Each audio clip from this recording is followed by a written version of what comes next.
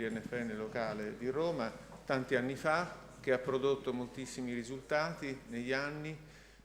Oggi la comunità per la ricerca delle onde gravitazionali è molto estesa, molto più estesa, almeno forse 200 volte più numerosa di allora. Noi siamo felici di partecipare all'avventura di ET con un piccolo laboratorio seme in cui ci ripromettiamo di validare alcune tecnologie il cui sviluppo è assolutamente fondamentale per la messa a punto dei rivelatori del futuro.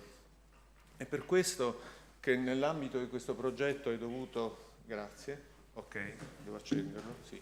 Ok, grazie, scusa. È dovuta una inaugurazione, il progetto ETIC si conclude nel 25, ok? A dicembre del 25, la maggior parte degli apparati verranno distribuiti, verranno consegnati quest'anno. Abbiamo in sostanza impegnato il 99,9% di tutto, ok? Naturalmente alcune consegne di materiale avverranno, come per tutti gli altri omologhi e esperimenti connessi ad attività simili, nell'arco dell'anno. Quindi sono contento ci sono alcune persone che intervengono, abbiamo una mezz'oretta di saluti istituzionali che sono dedicati ad augurarci un longevo futuro, spero. Prima di tutti il nostro ospite, professor Sciarrino, dell'Ateneo, che qui rappresenta la rettrice, la magnifica rettrice Polimeni. Lui è anche un responsabile assolutamente importante per noi, perché si occupa delle strategie competitive per la internazionalizzazione della ricerca. È prorettore nel merito, quindi lui ci dà il primo benvenuto. Grazie. Questo posso dire. Grazie Ettore, buongiorno, benvenuti e benvenuti in Sapienza. Vi do il benvenuto da parte della magnifica rettrice che oggi non poteva essere presente. È per noi un grande onore e un piacere ospitarvi. Oggi in sinergia con gli NFN, con cui Sapienza ha una grandissima tradizione di collaborazione nel Dipartimento di Fisica, ma non solo. E l'argomento delle onde gravitazionali è un argomento che ha visto il nostro Ateneo sempre in prima linea dai tempi di Amaldi, ma anche negli ultimi decenni. Citerei prima di tutto un dipartimento di eccellenza che ha sviluppato il Dipartimento di Fisica dal 2018 al 2022. Fu un progetto proprio focalizzato sulle onde gravitazionali. Poco dopo l'annuncio della loro osservazione si decise di focalizzare le attività strategiche su questo ambito, con diverse attività di natura sia teorica che sperimentale, e Ettore era coinvolto insieme a Fulvio in prima linea sulla parte sperimentale legata a queste tecnologie. Abbiamo avuto anche altri contributi, citavamo prima insieme a Marco Pallavicini i contributi anche in tecnologie quantistiche, quindi in questi la Sapienza ha sempre investito come capacità di ricerca in diverso ambito. Oggi parliamo molto di Dipartimento di Fisica, anche altri dipartimenti del nostro Ateneo hanno contribuito e contribuiranno a queste imprese. Oggi però siamo focalizzati sul Dipartimento e poi vedremo il Dipartimento Segreto, che appunto è stato restaurato, ristrutturato proprio nell'ambito del progetto di Dipartimento di Eccellenza, ma di Research Center. Sempre questo in totale sinergia con gli NFN. È stato quello un progetto che ha visto i due enti collaborare da subito, come sempre, nello sviluppare una visione di ampia portata su questi argomenti. Sarà molto breve perché su questo avremo colleghi molto esperti che parleranno, quindi non mi soffermo ulteriormente ed è un piacere ospitarvi qui. Dunque buon lavoro e buona inaugurazione a tutti voi. Grazie. Grazie. Do la parola al vicepresidente dell'INFN, professor Marco Pallavicini, che viene qui anche delegato dal presidente Antonio Zoccoli. Grazie Ettore, sì, in primo luogo vi porto il saluto di Antonio Zoccoli, che non riesce a esserci stamattina ma arriverà per l'ora di pranzo, quindi comunque riusciremo a vederlo. Beh, come ha detto il professor Sciarrino, questa è un'attività congiunta fra l'Istituto Nazionale di Fisica Nucleare e l'Università, Una collaborazione che peraltro ha radici antiche, perché le onde gravitazionali in Italia sono sostanzialmente nate grazie all'iniziativa di Edoardo Amaldi e poi, diciamo, si sono sviluppate nel tempo fino al grande successo del 2016 con la scoperta delle onde gravitazionali con Virgo, che naturalmente ha avuto il gruppo di Roma Sapienza come uno dei protagonisti fondamentali. Questo laboratorio è una pietra miliare verso un futuro difficile ma entusiasmante, che è quello di Einstein Telescope. Questo è un laboratorio di criogenia che serve a rendere possibile un sogno, che è quello di costruire un interferometro criogenico. Gli attuali interferometri che stanno misurando e che stanno studiando le onde gravitazionali sono a temperatura ambiente. Andare verso il freddo vuol dire guadagnare soprattutto nella regione di bassa frequenza, ma anche l'esperienza di Cagra, che ci sta provando e ci ha provato, dimostra che costruire un interferometro con specchi freddi è un'impresa tecnologica straordinariamente difficile. Diciamo Cagra in Giappone, il fatto che non ci siano riusciti da un lato non ci deve far pensare che sia impossibile, perché possiamo pensare di essere più bravi, ma non ci deve far pensare che sia uno scherzo, perché naturalmente, evidentemente, le difficoltà sono enormi. Questo è uno degli investimenti PNRR dell'INFN e dell'università, è uno dei laboratori che abbiamo deciso di rinforzare costruendo sul passato, cioè su quanto ha ricordato il professor Scerrino, che è la Maldi Lab costruito con i fondi del Dipartimento di Eccellenza.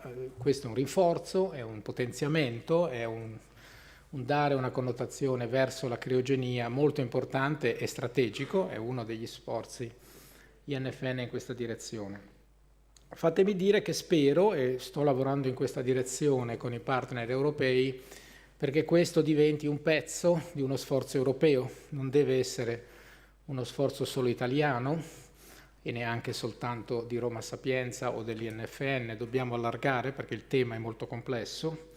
Sono contento che ci sia un rappresentante del KIT qui, con il quale si collabora e con il quale speriamo di potenziare la collaborazione, ma vorrei anche promuovere una collaborazione con i colleghi olandesi di Maastricht, che stanno investendo in un laboratorio lì, perché almeno su quello che riguarda gli aspetti meno competitivi, cioè lo sviluppo delle tecnologie che comunque servono per tutti e servono a tutti, io ritengo che sia indispensabile che ci sia un atteggiamento molto cooperativo e in questa direzione vorrei lavorare. Naturalmente difendendo invece gli aspetti non cooperativi, cioè la competizione sul sito. Noi vogliamo ET in Sardegna, vorremmo 2L, perché riteniamo che sul piano scientifico siano da preferire rispetto al triangolo, fermo restando che se si deciderà per il triangolo lo faremo in Sardegna perché è il posto giusto, ma noi speriamo di trovare un partner in Nord Europa,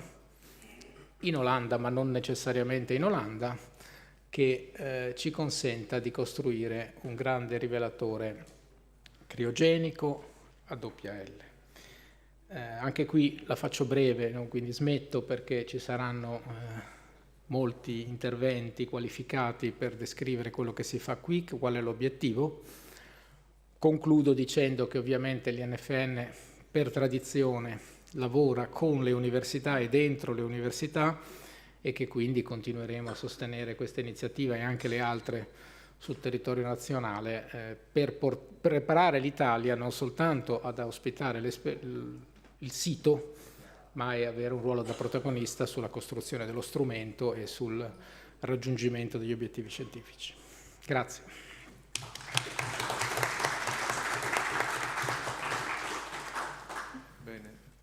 Grazie Marco. Adesso è la volta di Michele Mazzola del MUR, che è Internazionalizzazione della ricerca. È essenziale, come vedrete dai prossimi talk, perché la connotazione internazionale dell'esperimento in generale, dell'attività di onde gravitazionali è impressionante, veramente molto larga. È il primo laboratorio che possiamo definire veramente globale. È costituito da un certo numero di osservatori di onde gravitazionali che sono concepiti per lavorare insieme. Okay? Questo va veramente verso una ricerca globale. I fini fondamentali della ricerca devono essere quelli.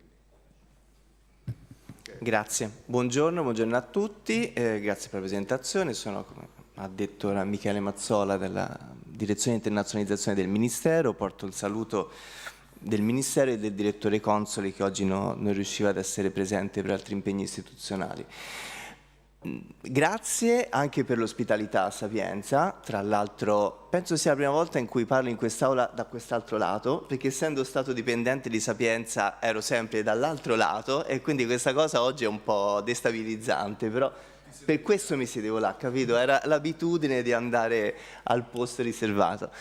Grazie davvero e grazie per il lavoro che state facendo per la realizzazione dei progetti. Ovviamente questo connesso a ETIC, ma in generale i progetti in cui anche Sapienza è coinvolta sulle infrastrutture di ricerca e sul PNRR.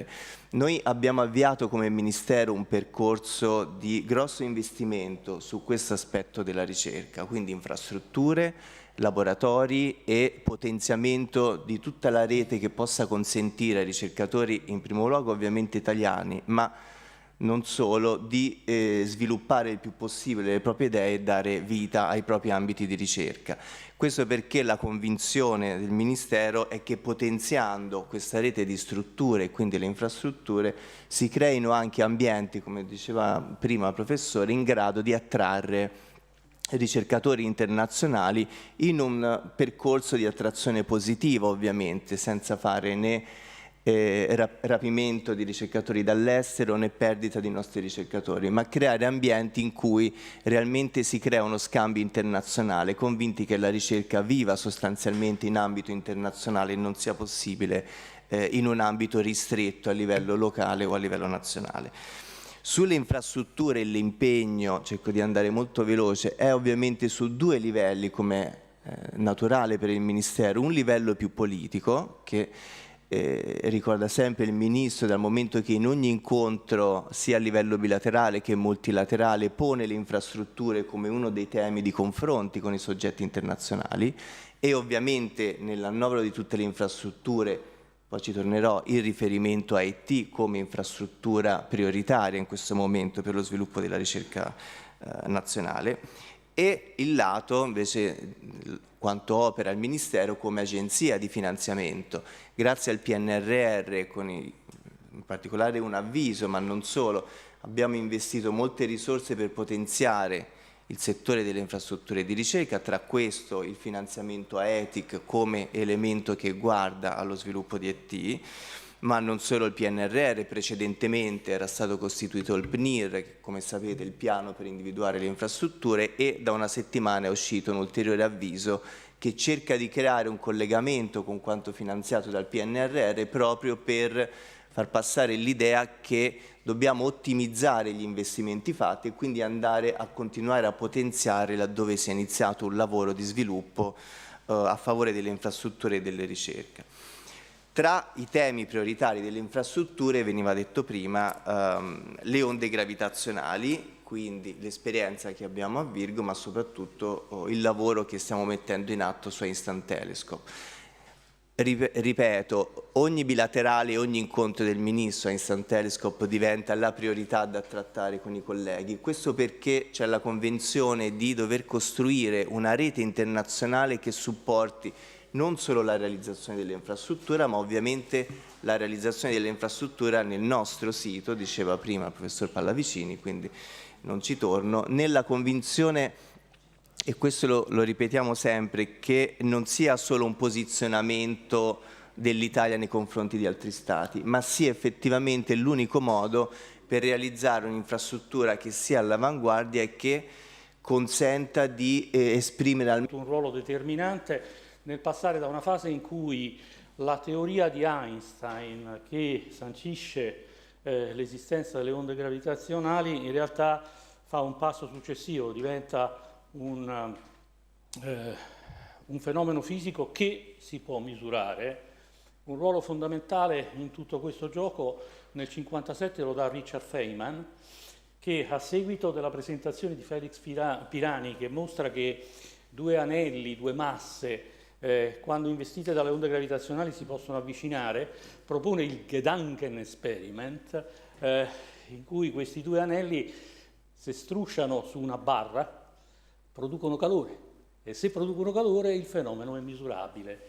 E allora ecco che nasce l'idea che Joe Weber mette a punto di unire questi anelli con una molla, e quindi quando arriva l'onda gravitazionale si ha la vibrazione di questo sistema, le due masse, cioè i due anelli uniti dalla molla, e l'onda gravitazionale dovrebbe indurre queste vibrazioni a seguito del fatto che sta cambiando la distanza.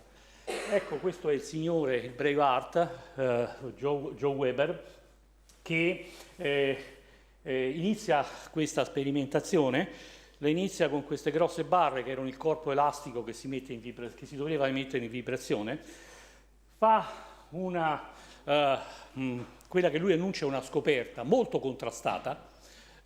Ci sono una serie di esperimenti successivi che sostanzialmente dimostrano che quello che ha visto non era un fenomeno significativo, e quindi di conseguenza nasce l'idea di sviluppare nuovi esperimenti più sensibili per cercare di rivelare queste benedette onde gravitazionali.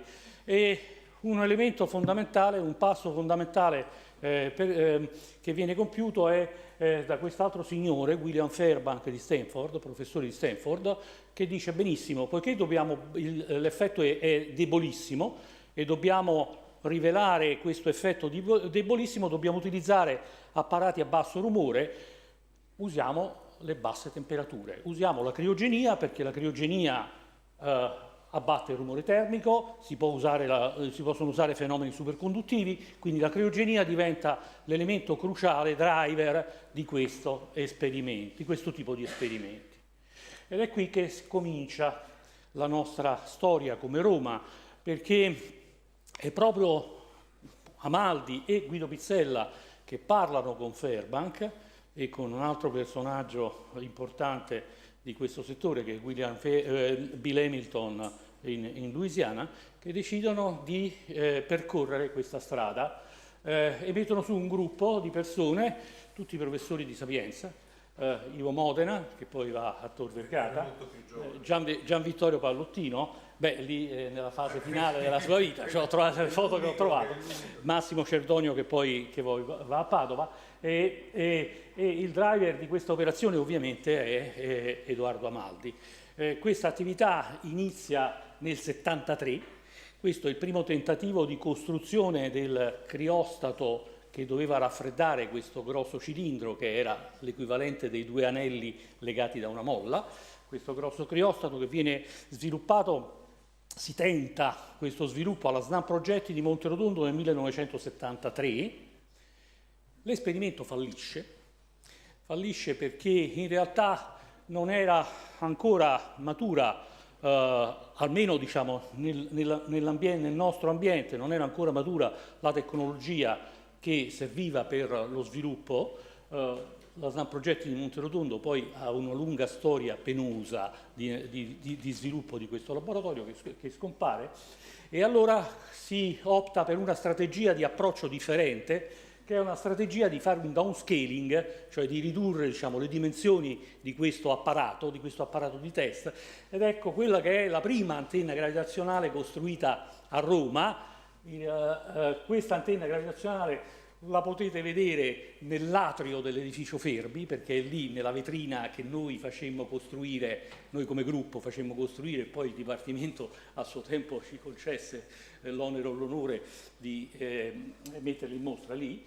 Abbiamo imparato tante cose da questo esperimento, un'infinità di cose. Una cosa la voglio ricordare, anche per dare un'informazione importante al nostro super esperto di Quantum System. Noi abbiamo imparato che esiste, quando si fanno queste misure ad altissima sensibilità per misurare il rumore termico, c'è un effetto che è chiamato la back action. C'è un effetto che è chiamato la back action, che è un effetto in cui il sensore, cioè l'apparato di misura, perturba lo stato del mio sistema, che in questo caso è la barra. Questo effetto di back action aveva un effetto macroscopico molto evidente, perché in teoria se io studio le variazioni, le fluttuazioni dello spostamento di questo sistema, queste fluttuazioni scusate l'espressione tecnica, diciamo dalla varianza, lo dico per i fisici che sono presenti, dalla varianza di questa distribuzione statistica io dovrei dedurre la temperatura a cui questo oggetto lavora. Questo era un criostato che lavorava a 4 Kelvin. A noi risultava che veniva fuori 40, va bene? 40, 50, a seconda di quale tipo di amplificatore stavamo utilizzando. Bene, questa è la back action. E però noi abbiamo imparato a come aggirare la back action. Aggirare la back action significa fare qualche cosa che richiama negli anni precedenti agli sviluppi del quantum optics, che richiama i sistemi di squeezing. Sostanzialmente questo è quello che abbiamo fatto nel nostro laboratorio. Questa è una cosa che abbiamo imparato. Abbiamo fatto poi dal downscaling, siamo andati un po' più su, da un'antenna di una decina di chili siamo passati a un'antenna di 400 kg. Questo è lo sviluppo del criostato che abbiamo avuto a Frascati nei laboratori del plasma dello spazio, in cui l'età si vede se confrontate la foto in cui sono io in primo piano con l'immagine che ci avete qui davanti. Il tempo è democratico e passa per tutti. E questo è proprio l'effetto di squeezing che abbiamo osservato nell'applicare i sistemi di back action anche su questa antenna. E poi, poiché lì abbiamo imparato un'altra cosa importante a Frascati, l'effetto del rumore del boiling, cioè dell'ebollizione dei liquidi criogenici che ci influenzava l'antenna, noi diciamo da quello che abbiamo imparato a Frascati siamo passati a progettare infine il sistema più grande. Il sistema ancora più grande, siamo passati a antenne da 400 kg, da 20 kg a 400 kg a 2 tonnellate. Qui però avevamo anche problemi di elioliquido e quindi qui è stato fondamentale essere riusciti a installare questo, a essere ospiti al CERN, per installare al CERN questa antenna che ha avuto un tempo di vita molto lungo, più di 20 anni, che ha lavorato al CERN, è un'antenna dell'Università di Roma, dell'INFN. Questa è stata, la costruzione di questa antenna è il primo significativo finanziamento dell'INFN a questa attività, che è datato nel 1980. Si apre, diciamo, entra in campo l'INFN nel 1980 per finanziare questo rivelatore. E questo è un effetto, come vedete, di come in questo rivelatore abbiamo ucciso il rumore di boiling dell'elioliquido lavorando con 2000 litri di elioliquido superfluido nel criostato. Questo è un altro dei successi di questa avventura, perché questo è il primo esperimento fatto in coincidenza con 2 rivelatori americani della stessa classe, con il rivelatore europeo, in realtà è INFN, Università di Roma, installato al CERN, va bene? È il primo, diciamo, che dovrebbe riecheggiare quello che poi succederà, diciamo, nel 2017, la prima coincidence experiment tra i 2 rivelatori americani e quello europeo. Abbiamo anche continuato, siamo andati più giù in temperatura ancora, siamo andati a 95 millikelvin con Nautilus che era prima, diciamo, raffreddato al CERN e poi spostato a Frascati, e per lunghi anni è stato, diciamo, il rivelatore che ha preso dati a Frascati. Dopodiché però, diciamo, l'avventura delle barre risonanti si spegne, perché nel frattempo, nel 1985, quello che succede è che questi due signori, Alain Brillié e Adalberto Giazzotto, si incontrano alla Sapienza, passeggiando attorno alla fontana della Sapienza, quella che adesso è in ristrutturazione, va bene, che non si vede, in occasione del quarto Marcel Grossman Meeting, si incontrano, questo è il manifesto del fourth Marcel Grossman, si incontrano e decidono di proporre il progetto Virgo. E noi, alcuni di noi, in realtà siamo in 5, di Roma, decidiamo di unirci allo sforzo proposto da Alain Brillet e ad Alberto Giazzotto. Noi lo facciamo 10 anni più tardi, nel 1995, quando oramai era già ben avviato il progetto e l'INFN insieme col CNRS finanzia questo progetto e parte la costruzione nel 97.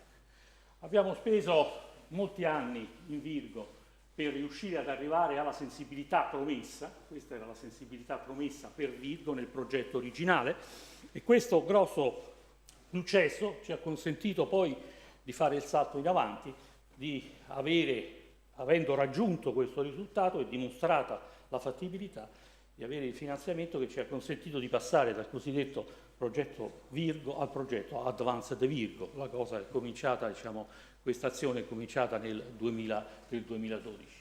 Qui vedete, ho riportato un diagramma per farvi capire un momento le ragioni, almeno dal punto di vista della technicality, per i fisici soprattutto. Capiscono la differenza che c'era già nel 2005, in cui eravamo ancora a bassa sensibilità, la differenza tra quelle che erano le sensibilità delle antenne risonanti e la sensibilità di Virgo. Qui già Virgo, quando ancora funzionava male, aveva delle caratteristiche che erano nettamente migliori. La sensibilità è tanto migliore quanto è più bassa questa curva, ovviamente. E questo dà l'idea del progresso che stavamo facendo, del balzo in avanti che si faceva nel passaggio dalla scala delle barre risonanti alla scala di Virgo. Noi abbiamo dato diversi contributi. Il contributo più importante, come Roma, abbiamo dato diversi contributi sia per la parte che riguardava il controllo delle masse, che per lo sviluppo di quelli che noi chiamiamo i payload, sostanzialmente i sistemi di sospensione, l'ultimo stadio del sistema di sospensione di Virgo. E queste sono le varie generazioni di sistemi che adesso, in particolare quest'ultimo, è quello che è attualmente installato e prende dati in Virgo. Virgo ha avuto una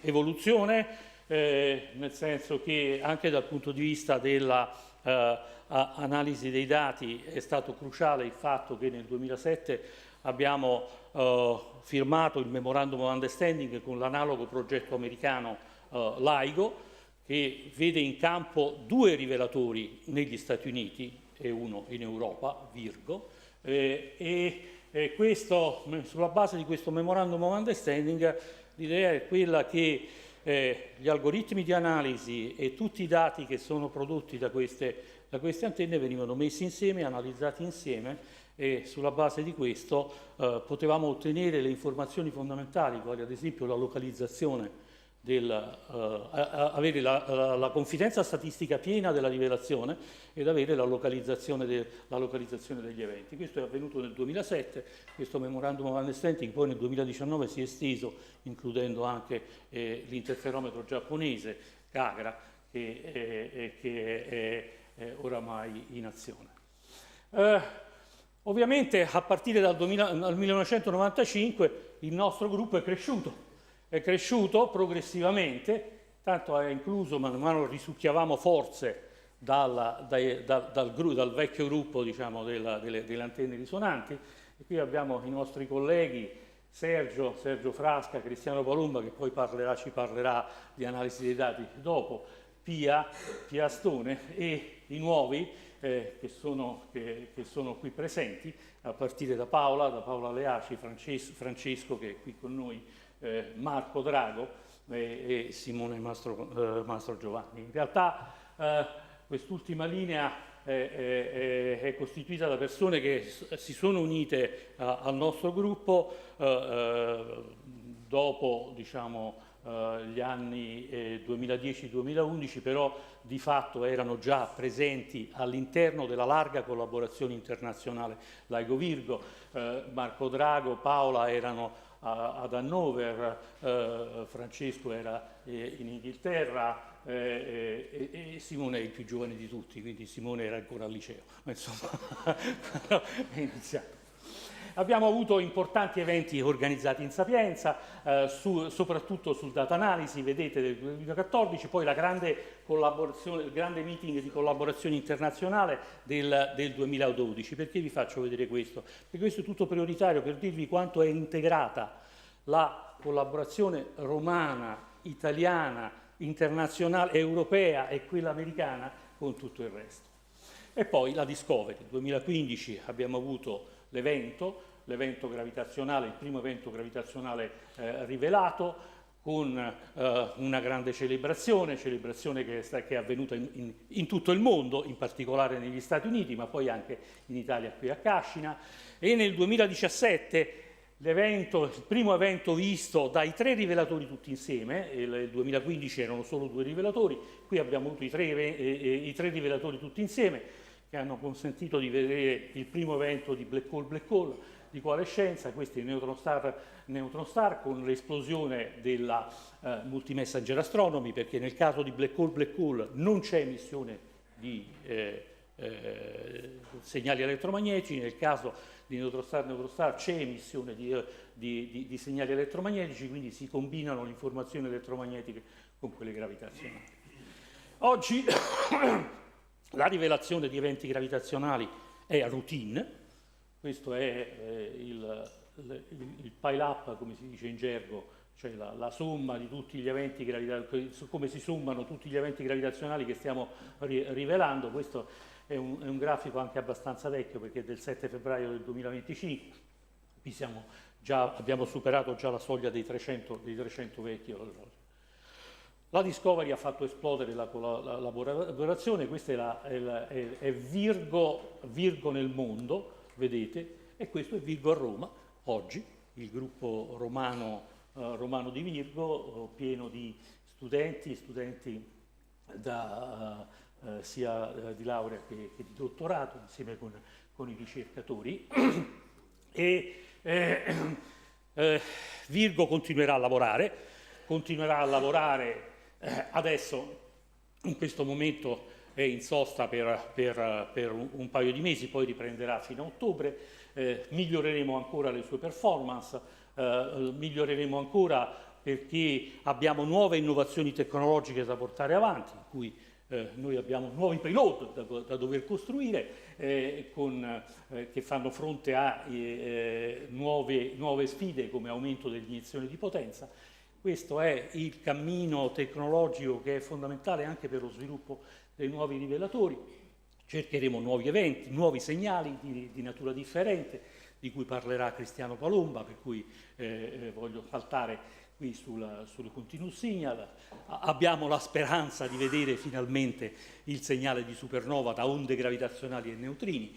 È un evento statistico raro, ma è ricchissimo di informazioni di fisica, ed è questo che poi ci porta nel cammino dritto verso lo sviluppo dell'Einstein Telescope. Concludo. Noi abbiamo ricordato brevemente questo lungo cammino che è stato aperto da Edoardo Amaldi.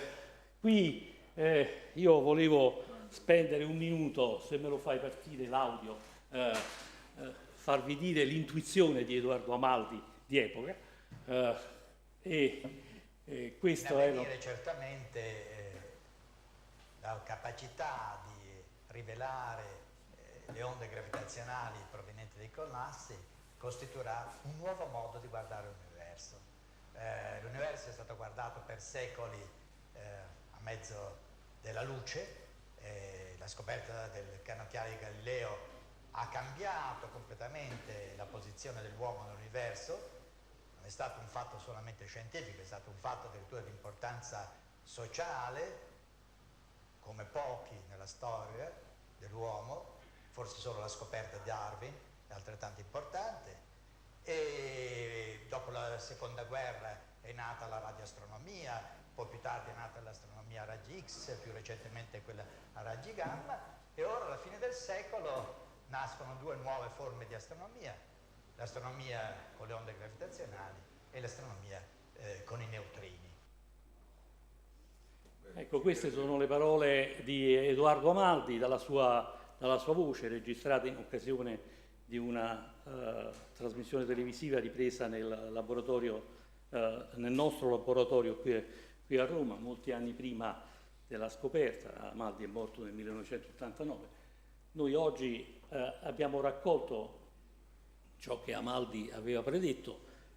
Abbiamo rivelato le onde gravitazionali e adesso ci accingiamo, diciamo, a utilizzare queste onde gravitazionali per esplorare, a me piace moltissimo questa espressione, il lato oscuro dell'universo, perché noi riusciamo a esplorare ciò che è invisibile e non emette radiazione luminosa. Grazie.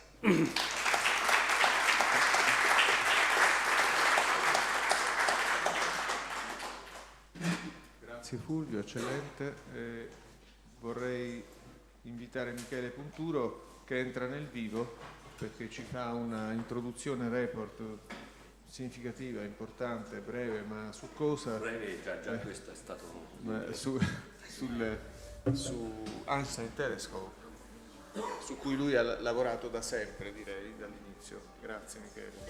Ok, grazie. Non avrò foto in bianco e nero, quindi la mia storia va leggermente meno indietro di quella di Fulvio, ma è stato bellissimo vedere quello. Vi parlò brevemente di Einstein Telescope, del progetto ETIC e diciamo come si inquadra nel contesto nazionale ed internazionale quello che stiamo a celebrare qua oggi, quindi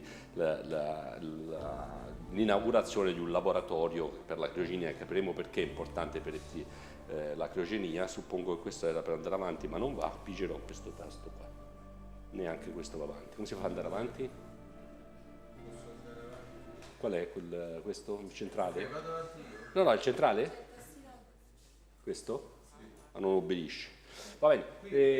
Vabbè, non ti preoccupare. Allora, abbiamo visto che le onde gravitazionali si basano su due milestone fondamentali, Fulvio ce ne ha parlato, la scoperta della prima fusione, prima coalescenza di due buchi neri nel 2015, a cui la collaborazione Virgo ha partecipato con algoritmi e con analisi, e la misura, l'osservazione della fusione di due stelle di neutroni nel 2017, che Virgo ha contribuito anche con i suoi dati. Queste due milestone fondamentali nella storia della scienza, non solo della fisica, nella storia della scienza, aprono scenari che Einstein Telescope poi andrà a investigare con più precisione. Chiaramente nasce una nuova era, quella dell'astronomia con le onde gravitazionali. Amaldi, l'abbiamo sentito, l'ha anticipato un ventennio prima.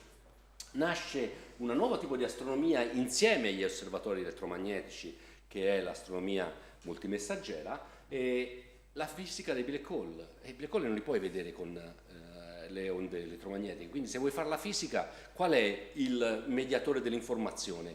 Sono le onde gravitazionali. Quindi l'unico strumento che abbiamo per una visione diretta di quello che fanno i buchi neri sono le onde gravitazionali.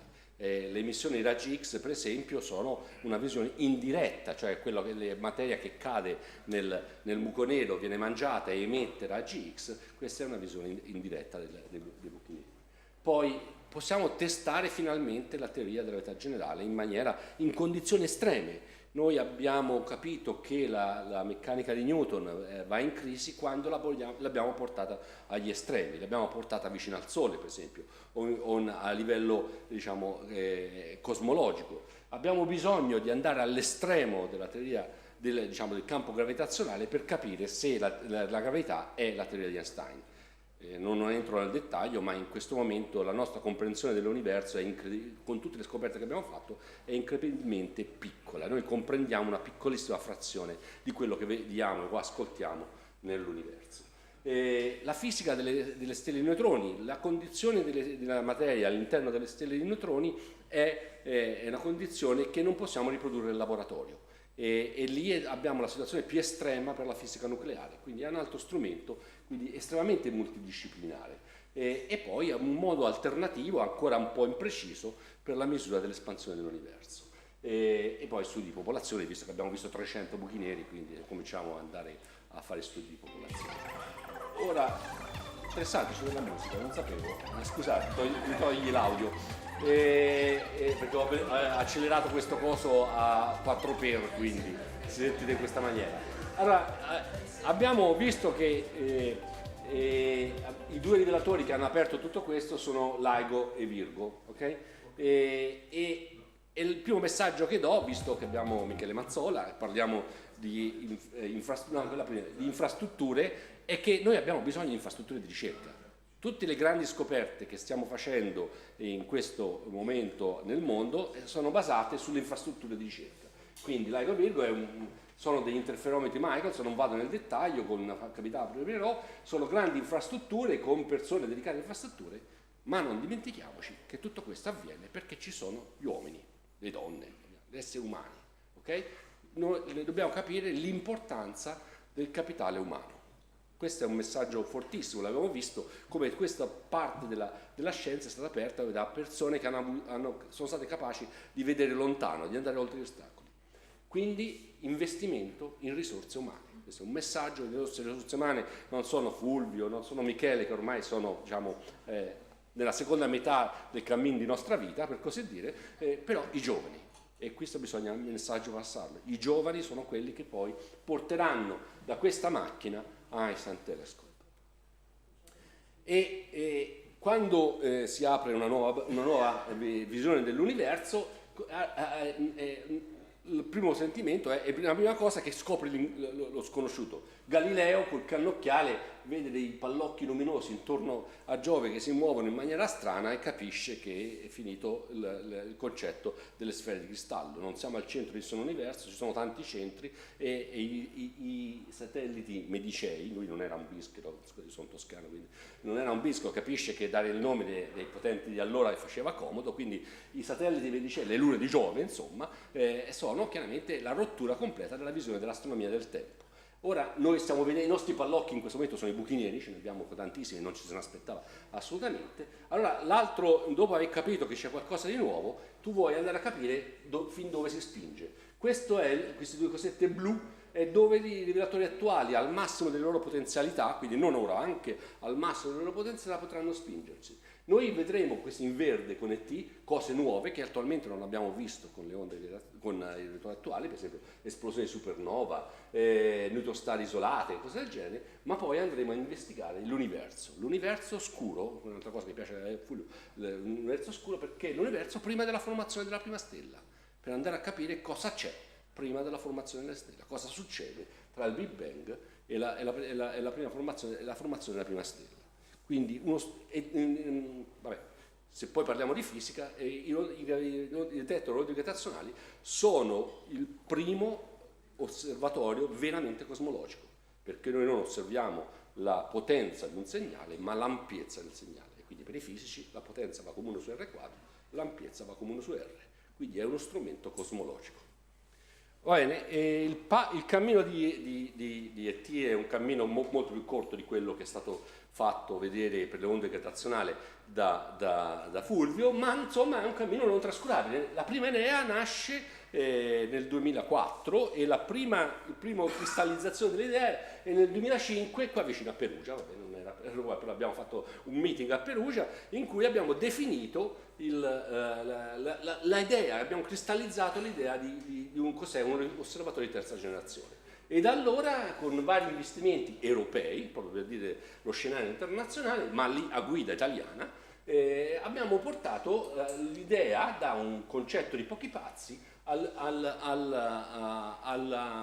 progetto leader, uno dei progetti leader in Europa per le onde, per la ricerca, per le infrastrutture di ricerca, che è uno dei più grandi progetti, probabilmente attualmente, all'interno della roadmap europea per le infrastrutture di ricerca. Quindi un cammino abbastanza anni, maggiorenne diventa in questi anni. Quindi, ora, la scienza non ve ne parlerò, ci saranno dei talk dopo che vi parlano di alcune cose molto interessanti, però per dire che è estremamente multidisciplinare si va dall'astrofisica, dall'astronomia, dalla fisica fondamentale e poi tutta la fisica del detector, l'instrumentation physics, che è enorme.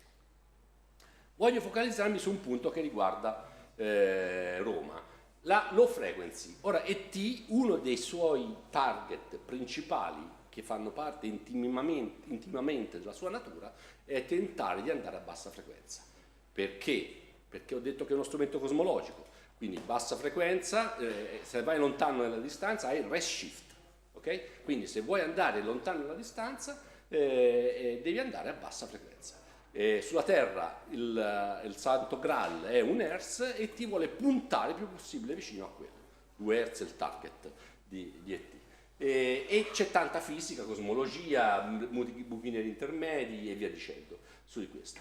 Per fare questo ci vuole un disegno, quindi saltiamo dall'osservazione al disegno, un disegno specifico per ET e essenzialmente l'idea di questo rivelatore con 2 interferometri, uno dedicato alla bassa frequenza e uno all'alta frequenza, lo xilofono, poi underground, sottoterra, criogenico, eccoci la facility qua di Roma, criogenico, prigionia. La forma triangolare era un'idea del 2011 che stiamo superando, tra virgolette, o almeno affiancando all'idea delle 2L per n motivi, e un concetto di multidetector, avere più detector all'interno della rete o del singolo sito di ET. E ovviamente tutto gigantesco. Le onde gravitazionali sono un effetto mareale, per fare vedere effetti mareali hai bisogno di grandi dimensioni.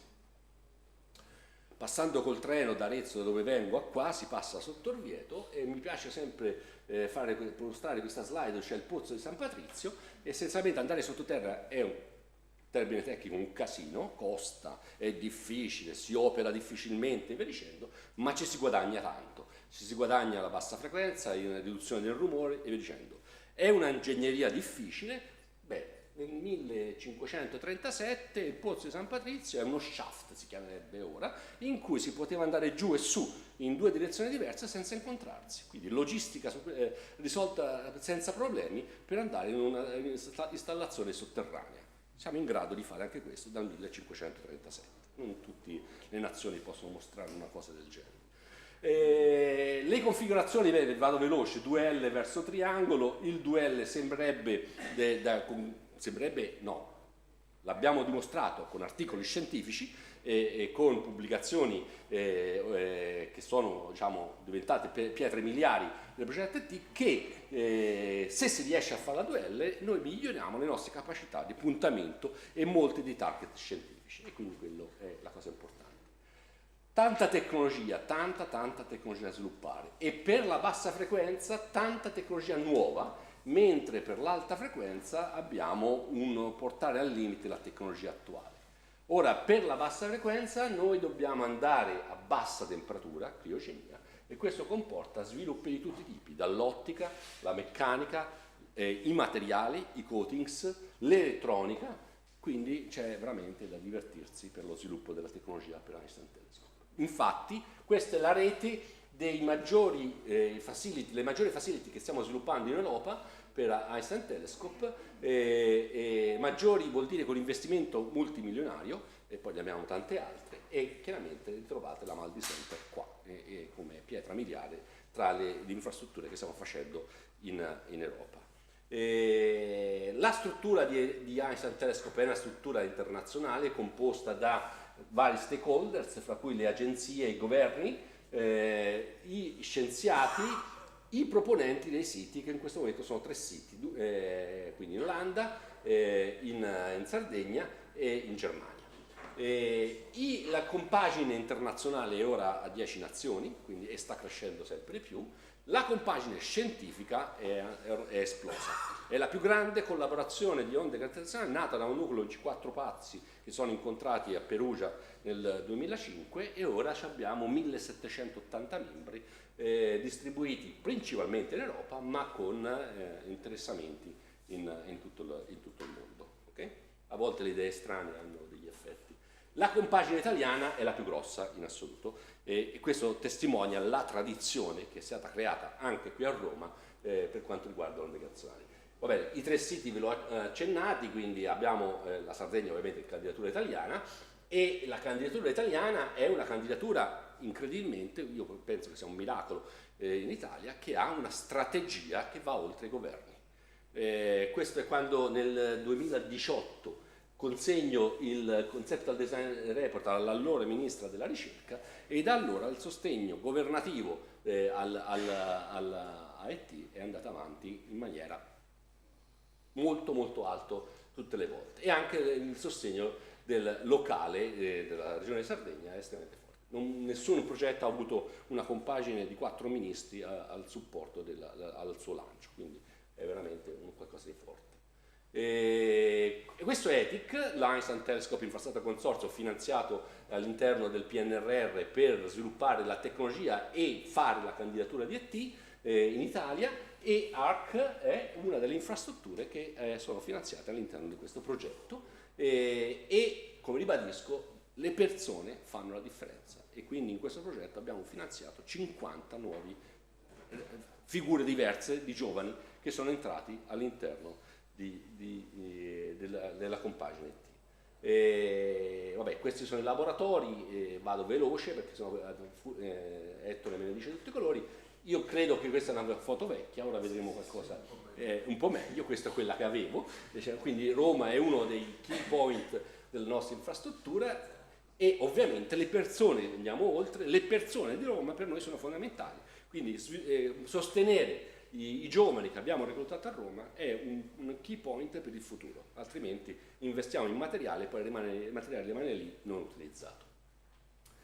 Tanto training, stiamo facendo scuole all'interno del T, abbiamo completato ormai varie scuole all'interno del T, e quindi vado alla conclusione, così Ettore è contento, che ET è una grandissima avventura scientifica, è una sfida tecnologica, ingegneristica, politica, finanziaria e umana, perché 1700 persone hanno 1700 idee diverse, e quindi è complicato, e quindi noi dobbiamo conquistare tanta tecnologia, e questo laboratorio che avremo qua ci permetterà di dire saremo cosmologici e vedremo a bassa frequenza.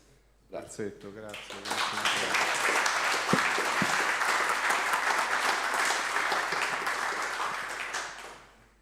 Possiamo accomodarci al coffee break, poi riprendiamo con soli 3 interventi un po' specifici, uno sulla scienza che si fa con l'analisi dati, un altro specifico su ET e verso candidatura sarda, e infine io con un piccolo programma di ricerca presso Sapienza che fa fulcro sul nostro laboratorio.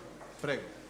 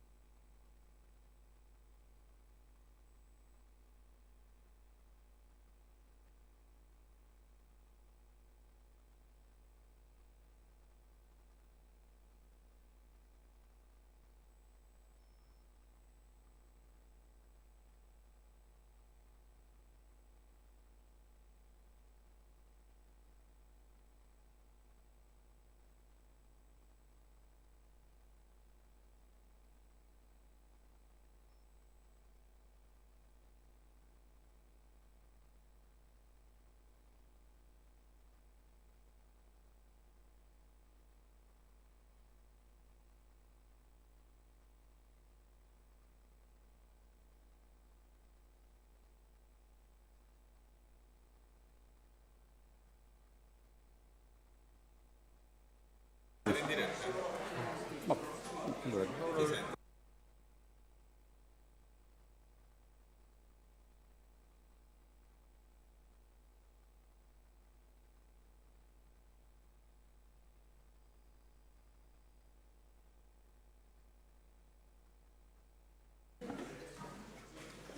Che è il rappresentante di Virgo presso la sezione di Roma, al momento ci racconta, super esperto di data analysis, ci racconta un po' di scienza che si fa con i dati presi dai rivelatori di onde gravitazionali, va bene? Ok, grazie. Sì, diciamo che questa presentazione avrebbe giovato di una introduzione all'astrofisica delle onde gravitazionali che non c'è, Sì, quindi dà un po'... Questo, scusate, mi scuso a nome del professor Pani che mi ha chiamato ieri sera tardi verso le 11:30 dicendo che era fermo a Bangalore perché l'aereo aveva un ritardo di 12 ore e quindi sarebbe stato ancora in viaggio e non già all'aeroporto come aspettava stamattina all'alba. Quindi abbiamo cancellato il suo intervento. Okay. Va bene, e quindi vi parlerò, diciamo, in maniera molto introduttiva delle difficoltà legate all'analisi dati per la ricerca delle onde gravitazionali, con qualche dettaglio in più per quanto riguarda poi le sfide che ci porrà Einstein Telescope. L'analisi dati è diciamo, uno dei vertici del triangolo magico della ricerca e della detection delle onde gravitazionali, insieme ovviamente al rivelatore e insieme alla teoria. Il motivo per cui è importante analisi dati diciamo, piuttosto avanzata ed impegnativa, come poi vedremo da vari punti di vista, è che i dati delle onde gravitazionali sono dati molto rumorosi. Quindi tipicamente noi vogliamo cercare di rivelare dei segnali che sono immersi profondamente all'interno del rumore, con rare eccezioni, e poi, una volta fatta la detection, vogliamo cercare di stimare i parametri dei segnali che abbiamo rivelato e poi inferire le proprietà delle sorgenti, cioè fare la fisica. Diciamo che in casi eccezionali, come è stato ad esempio quello del primo evento, GW 150914, effettivamente la detection è una cosa che si è potuta fare sostanzialmente dopo un processamento dei dati molto semplice, sostanzialmente dopo aver applicato un filtro passabanda, come potete vedere in questo plot in alto, in cui le due curve corrispondono alle serie temporali prodotte dai rivelatori di LIGO, Hanford e Livingston dopo aver applicato un filtro passabanda, e diciamo, l'imprint del segnale è abbastanza chiaro, ma nella stragrande maggioranza dei casi i segnali sono immersi nel rumore e quindi non sono diciamo, visibili ad occhio, per così dire. Diciamo, la ricerca dei segnali gravitazionali deve necessariamente tener conto delle caratteristiche dei segnali che vogliamo cercare, e queste dipendono dalle caratteristiche, dalle sorgenti che hanno emesso questi specifici segnali. Allora, in maniera diciamo, rozza ma abbastanza efficace, tipicamente le sorgenti di onde gravitazionali vengono divise in 4 macro aree, e le due, diciamo, la riga in basso corrisponde ai cosiddetti segnali transienti, il che vuol dire che hanno durate brevi, diciamo così, cioè da una frazione di secondo fino a qualche decina di secondi al massimo, e questi a loro volta si distinguono sulla sinistra in segnali cosiddetti modellizzabili, ad esempio, ovviamente l'esempio principale è quello dei sistemi di binari ecoalescenti formati da buchi neri e o stelle di neutroni, per i quali quindi è possibile calcolare la forma d'onda in termini di un certo numero di parametri, e poi invece sulla destra segnali transienti ma non modellizzabili, ad esempio quelli associati ai collassi stellari, quindi alle esplosioni di supernova, che non sappiamo ancora modellizzare perché la fisica che determina l'emissione gravitazionale è complicata e non è completamente sotto controllo. Poi nella riga superiore ci sono invece i segnali cosiddetti persistenti, ossia di lunga durata, che vuol dire da ore a infinito, e a questa categoria appartengono sia segnali diciamo, modellizzabili in alto a sinistra, sono le cosiddette onde continue, quindi segnali pseudoperiodici associati per esempio a stelle di neutroni isolate, okay? Che hanno un qualche grado di asimmetria rispetto all'asse di rotazione. Oppure anche candidati di materia oscura ultraleggera che negli ultimi anni sono diciamo, diventati abbastanza di moda per quanto riguarda i loro possibili imprint nei rivelatori di onde gravitazionali, e poi segnali persistenti non modellizzabili, sostanzialmente background stocastici, che possono essere di natura astrofisica oppure di natura cosmologica. Differenti sorgenti corrispondono a differenti segnali e quindi implicano differenti tecniche di analisi dati che devono essere utilizzate, con ovviamente sovrapposizioni significative. Diciamo che l'analisi dati si regge su 3 pietre angolari fondamentali. Ovviamente noi vogliamo sviluppare algoritmi di analisi che siano più sensibili possibili, che vuol dire essere in grado di rivelare segnali più piccoli possibili, perché questo ovviamente aumenta la detection probability e aumenta anche la precisione con cui possiamo stimarne i parametri. Però questo non è sufficiente nell'analisi dati vera, ok?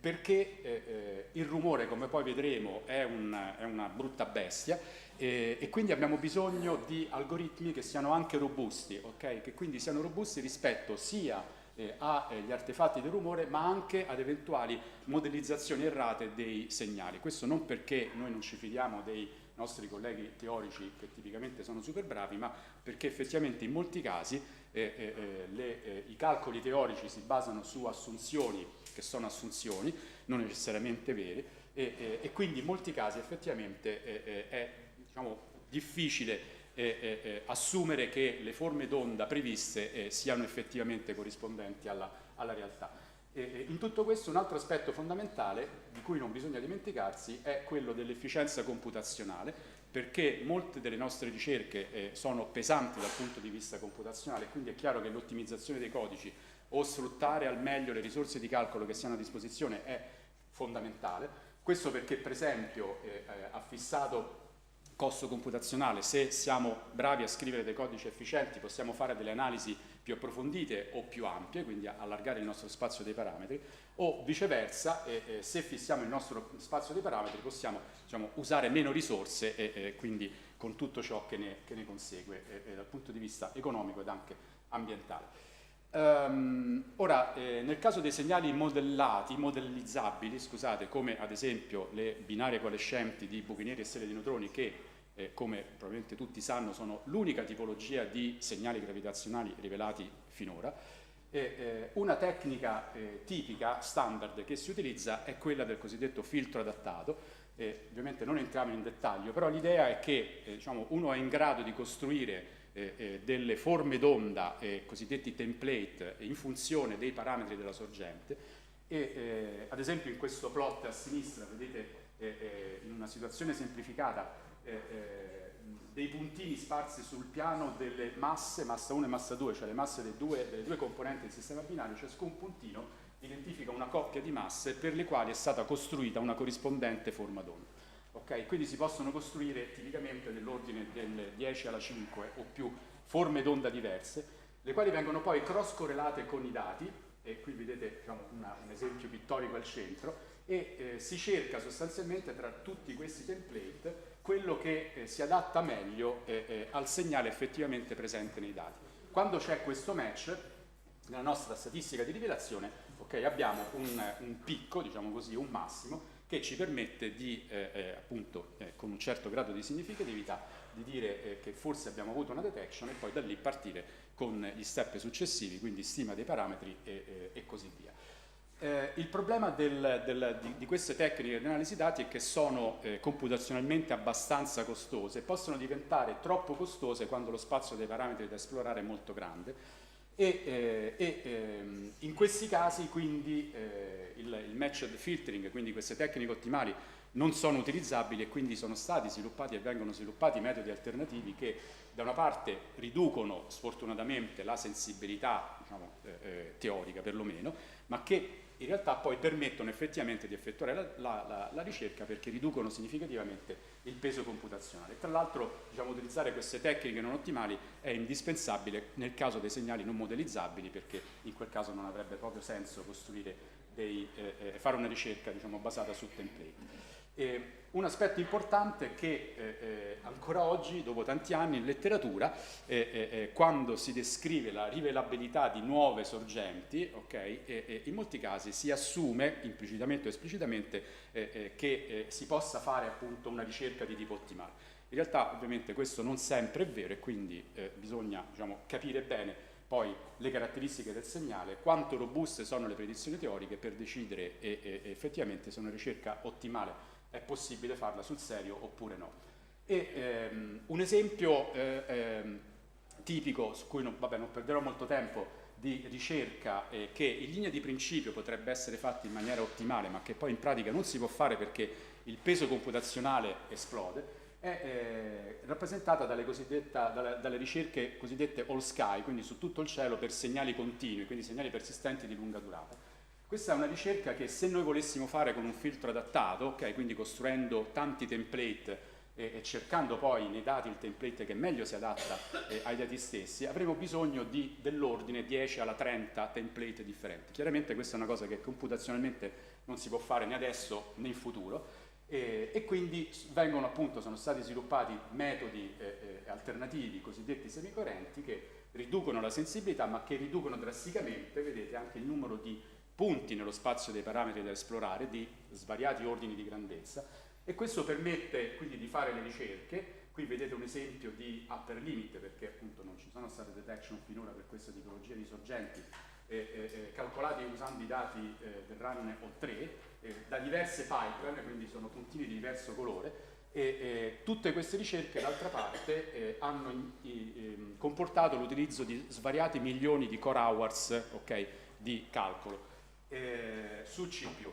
E qui ci ricolleghiamo quindi all'aspetto dell'efficienza computazionale. È chiaro che si tratta di un investimento di calcolo significativo, ed è per questo motivo che ad esempio si cerca di studiare l'utilizzabilità, diciamo la fattibilità di queste ricerche su device differenti, ad esempio su GPU, che in molti casi mostrano un significativo speed up rispetto al codice classico. Questo è un altro ambito connesso strettamente all'analisi dati e che è seguito molto intensamente anche qui a Roma.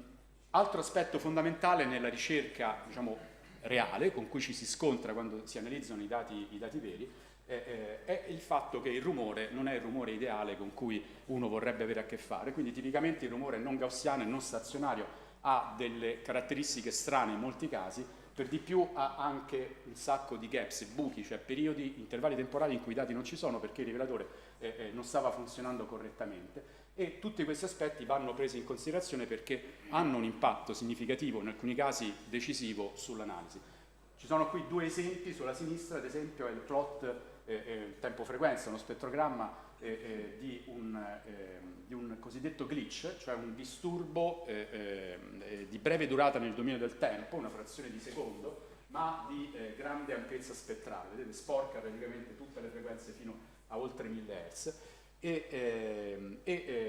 che può essere diciamo, confuso dai metodi di analisi per un segnale di tipo transiente, o comunque può, diciamo, accecare, okay, una finestra temporale in cui potrebbe essere presente un segnale di tipo transiente. Mentre sulla destra vedete un esempio di quelli che noi chiamiamo disturbi spettrali, che al contrario sono molto stretti in frequenza, quindi frazioni anche piccole di Hertz, ma durata molto lunga, possono durare anche, attraversare anche tutto il RAN, oppure apparire improvvisamente, diciamo, dal nulla, tra virgolette, e così via.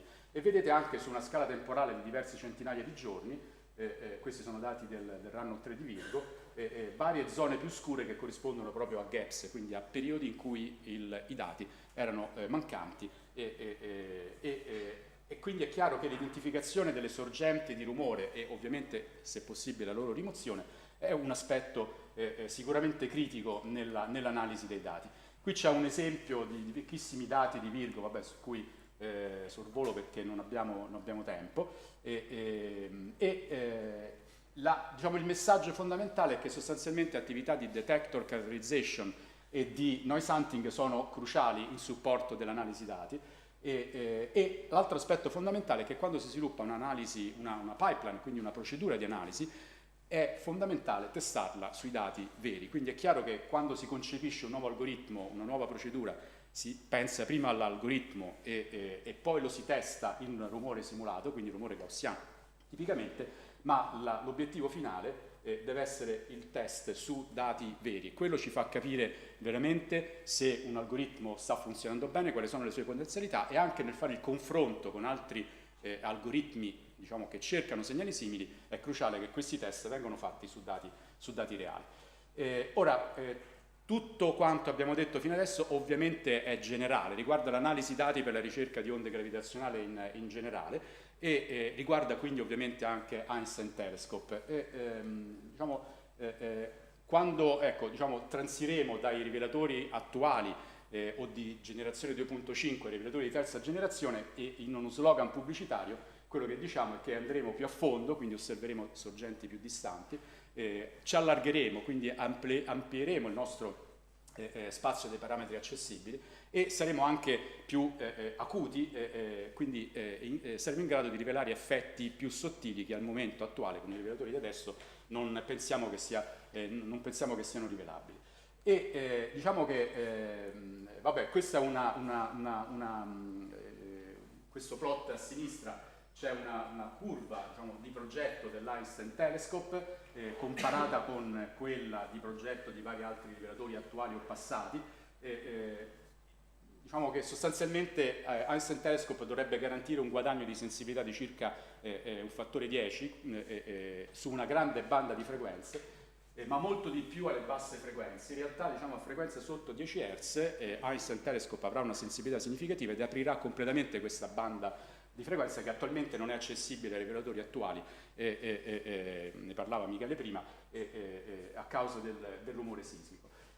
La conseguenza di questa grande sensibilità è riassunta in questo plot a destra, che rappresenta la distanza massima in termini di redshift a cui Einstein Telescope sarà in grado di rivelare sistemi binari coalescenti di buchi neri e stelle di neutroni in funzione della massa totale del sistema. E vedete che questo Z arriva a cose dell'ordine di 100. Tradotto, diciamo, in soldoni, questo vuol dire che ET sarà in grado di rivelare tutte le binarie coalescenti di buchi neri nell'universo, okay? E tutte le binarie coalescenti di stelle di neutroni fino a un redshift di circa 2. Okay? Di queste binarie coalescenti di stelle di neutroni, poi una frazione, probabilmente dell'ordine di qualche centinaio l'anno, avranno anche una controparte elettromagnetica osservabile. Okay? Il limite sarà più che altro dato dalla sensibilità degli strumenti con cui si fa multi-messenger astronomy, e comunque capite già da questa, diciamo, figura di merito le prospettive quali sono.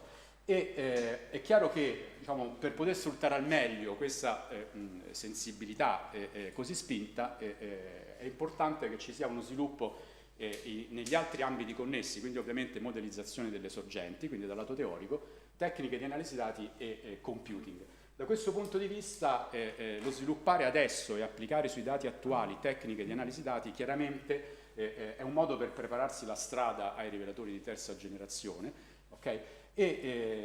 Diciamo che da un certo punto di vista noi siamo continuamente, anche oggi, finita questa inaugurazione, lavorando per migliorare i nostri algoritmi in termini di, abbiamo detto, sensibilità, robustezza e efficienza computazionale. Stiamo anche iniziando a sviluppare nuovi algoritmi per sorgenti che attualmente non si ritiene siano rivelabili, ma che potenzialmente potrebbero essere rivelabili nell'epoca di ET, come ad esempio i cosiddetti echi gravitazionali, e si sta puntando anche su tecniche innovative, tra virgolette, diciamo innovative per la comunità gravitazionale perlomeno, che sembrano essere per alcune tipologie di ricerca molto promettenti. Ce ne sono varie, ne menziono due a cui sono abbastanza affezionato. Uno è quella dell'image processing, e quindi considerare una rappresentazione bidimensionale dei dati come un'immagine e quindi sviluppare filtri bidimensionali che servano per, diciamo,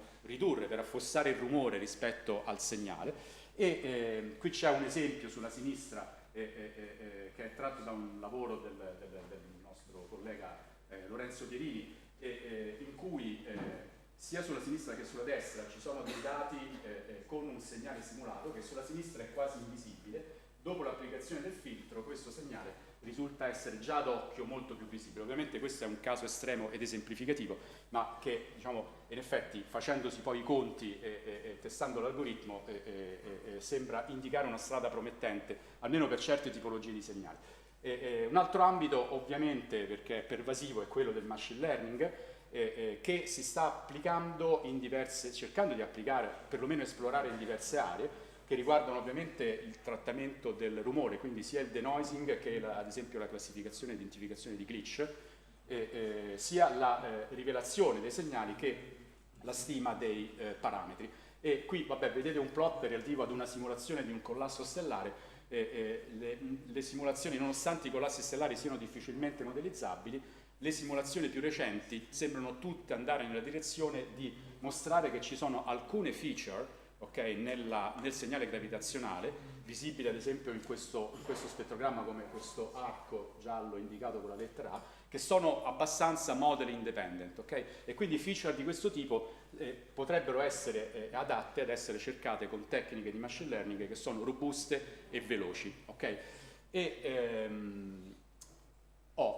D'altra parte, come diciamo, accennavo all'inizio, ET presenterà anche delle nuove sfide, diverse da quelle dei dati, da quelle presentate dai dati dei rivelatori attuali, e in particolare, qui ne menziono alcune, i segnali di binaria coalescente che sono transienti nei rivelatori attuali saranno in realtà segnali di lunga durata nei rivelatori di terza generazione, quindi avranno durata anziché una frazione di secondo o pochi secondi anche svariate ore. Questo significa che implica ovviamente la necessità di costruire dei template più lunghi e quindi questo ha un impatto computazionale, ma questo fatto è legato proprio al fatto che si apre la bassa frequenza, quindi qui sulla destra vedete la curva teorica di ET con quella di LIGO Livingston, in realtà questo è un run vecchio 2, ma insomma il concetto è quello. In bassa frequenza, quindi sotto i 10 Hz, il segnale da binaria coalescente evolve molto lentamente, spende un sacco di tempo e quindi noi vogliamo vedere quella parte, okay, perché lì si accumula parecchio rapporto segnale-rumore e ci permette anche per esempio di individuare la direzione di provenienza del segnale molto bene, ma d'altra parte questo quindi implica segnali molto lunghi. Il fatto di avere segnali lunghi ha anche un'altra conseguenza, ossia che gli effetti di modulazione del segnale legati al moto dei rivelatori iniziano a diventare importanti. Okay? C'è l'effetto Doppler, per esempio, perché il rivelatore sta sulla Terra che si muove, c'è una modulazione di ampiezza legata al fatto, lo vedete qua a sinistra, che la risposta del rivelatore a un segnale proveniente da una certa direzione di cielo cambia nel tempo, okay? Quindi quando il rivelatore si muove, queste due linee nere sono diciamo, i due bracci, questa figura si ruota e quindi rispetto ad una certa direzione nel cielo cambia la quantità di energia che viene assorbita e questo ovviamente è un'altra complicazione di cui dobbiamo tener conto.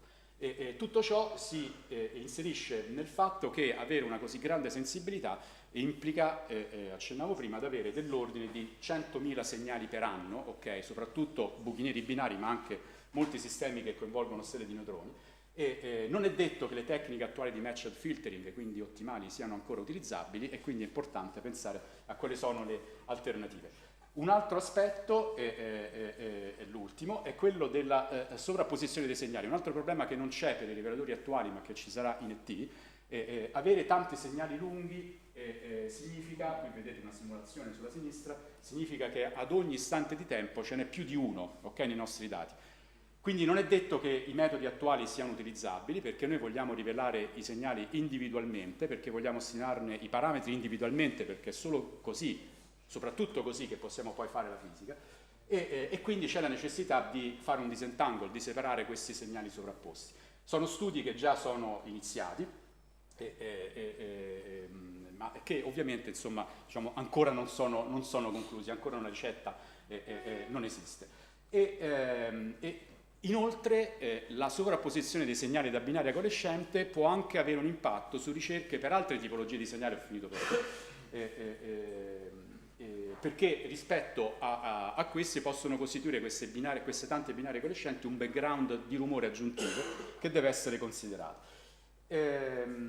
Quindi insomma diciamo che ci sono vari aspetti che vanno presi in considerazione e che stiamo già prendendo adesso in considerazione in preparazione del futuro.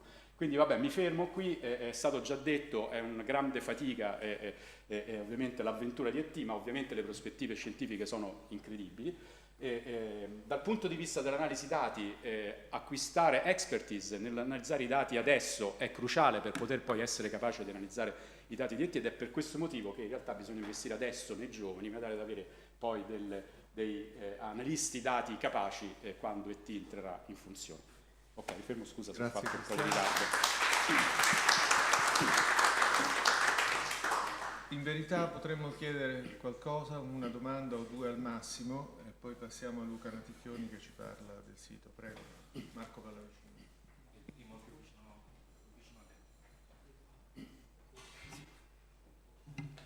Grazie, grazie del talk. Una domanda facile. Finora Virgo hanno visto soltanto binari e coalescenzi. Volevo avere la tua opinione personale su quali sono le prospettive di osservare onde gravitazionali da altri meccanismi in Virgo, ET è futuro, ma parliamo di adesso, e se possiamo fare qualunque cosa per massimizzare questa possibilità, cioè di allargare lo spettro di osservazioni. Sì. Allora, come ho mostrato a un certo punto, esistono diverse categorie di segnali, ciascuna di quelle categorie che ancora non sono state osservate hanno diciamo, dei problemi tra virgolette. Ad esempio, nel caso dei segnali impulsivi, il problema sta soprattutto nel fatto che è ancora difficile fare simulazioni, diciamo, di cui fidarsi completamente.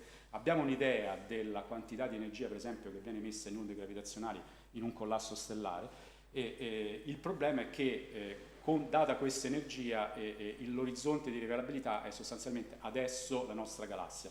Nella nostra galassia ci aspettiamo un collasso al secolo, se va bene uno in 50 anni.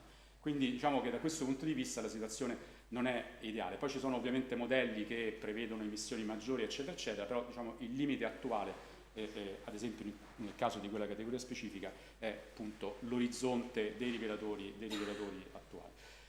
Nel caso dei segnali cosiddetti continui da stelle di neutroni in rotazione, che è un altro diciamo, ambito in cui la ricerca comunque è molto attiva, che finora ha prodotto solo upper limit ovviamente, lì diciamo, l'incertezza è legata non al rate di eventi, perché di stelle di neutroni sappiamo che ne osserviamo nell'elettromagnetico 4.000 nella nostra galassia, sappiamo che ce ne sono probabilmente 1 miliardo nella nostra galassia.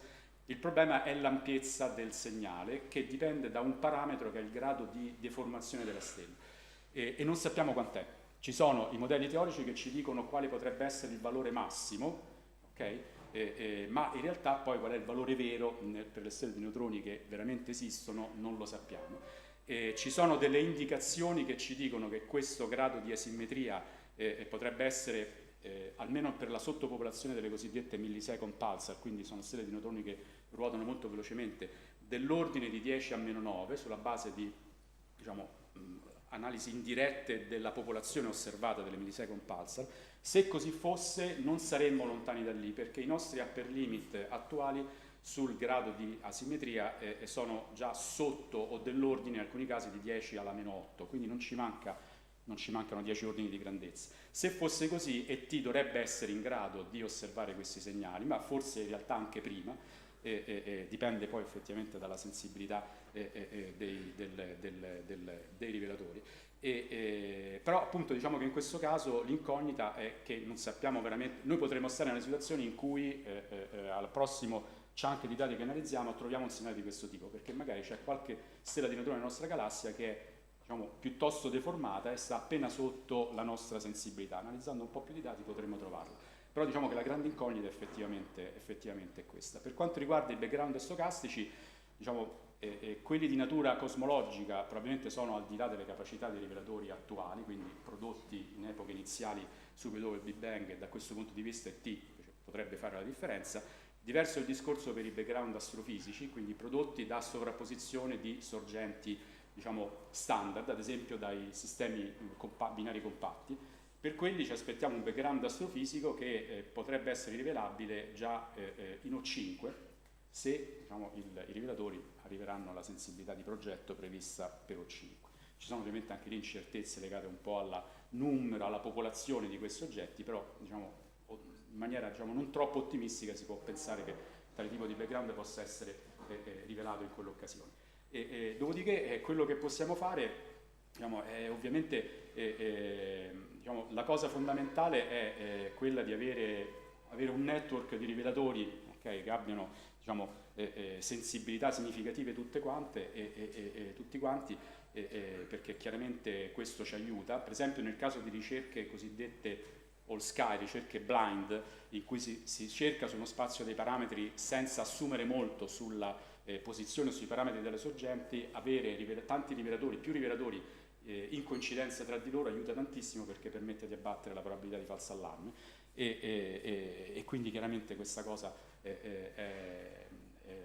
è cruciale. Dall'altro punto di vista quello che noi cerchiamo di fare è di sviluppare algoritmi più sensibili e più robusti possibili per cercare di diciamo, catturare qualcuno di questi segnali più elusivi che finora sono sfuggiti. Però diciamo che ecco, non ci sono indicazioni che questi segnali non siano rivelabili. Noi potremmo essere in una situazione in cui veramente potremmo avere detection di nuove sorgenti diciamo, a breve. Ecco. Bene, purtroppo volevo farne io una domanda, ma non la farò perché non c'è tempo. Semmai durante il mio talk parliamo di questo. Anche a valle di quello di Luca. Grazie mille Cristiano per la panoramica eccellente, perché è inerente alle basse frequenze. Prego. Ma puoi usare questo? Quello è meglio. Forse questo è meglio.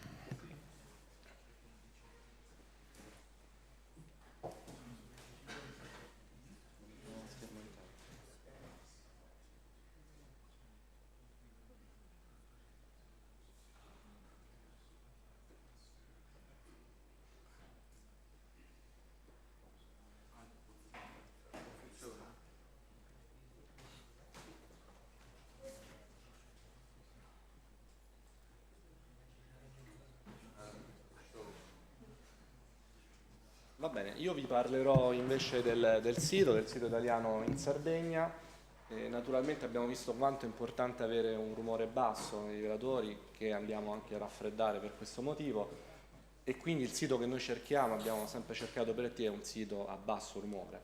Per parlarvi però del sito, qui non so come andare avanti, così, devo fare un riferimento a qualcosa che ha già citato Michele nel suo talk, ovvero quale configurazione andremo poi a usare per ET. Avevamo inizialmente pensato al triangolo, come ha già detto Michele.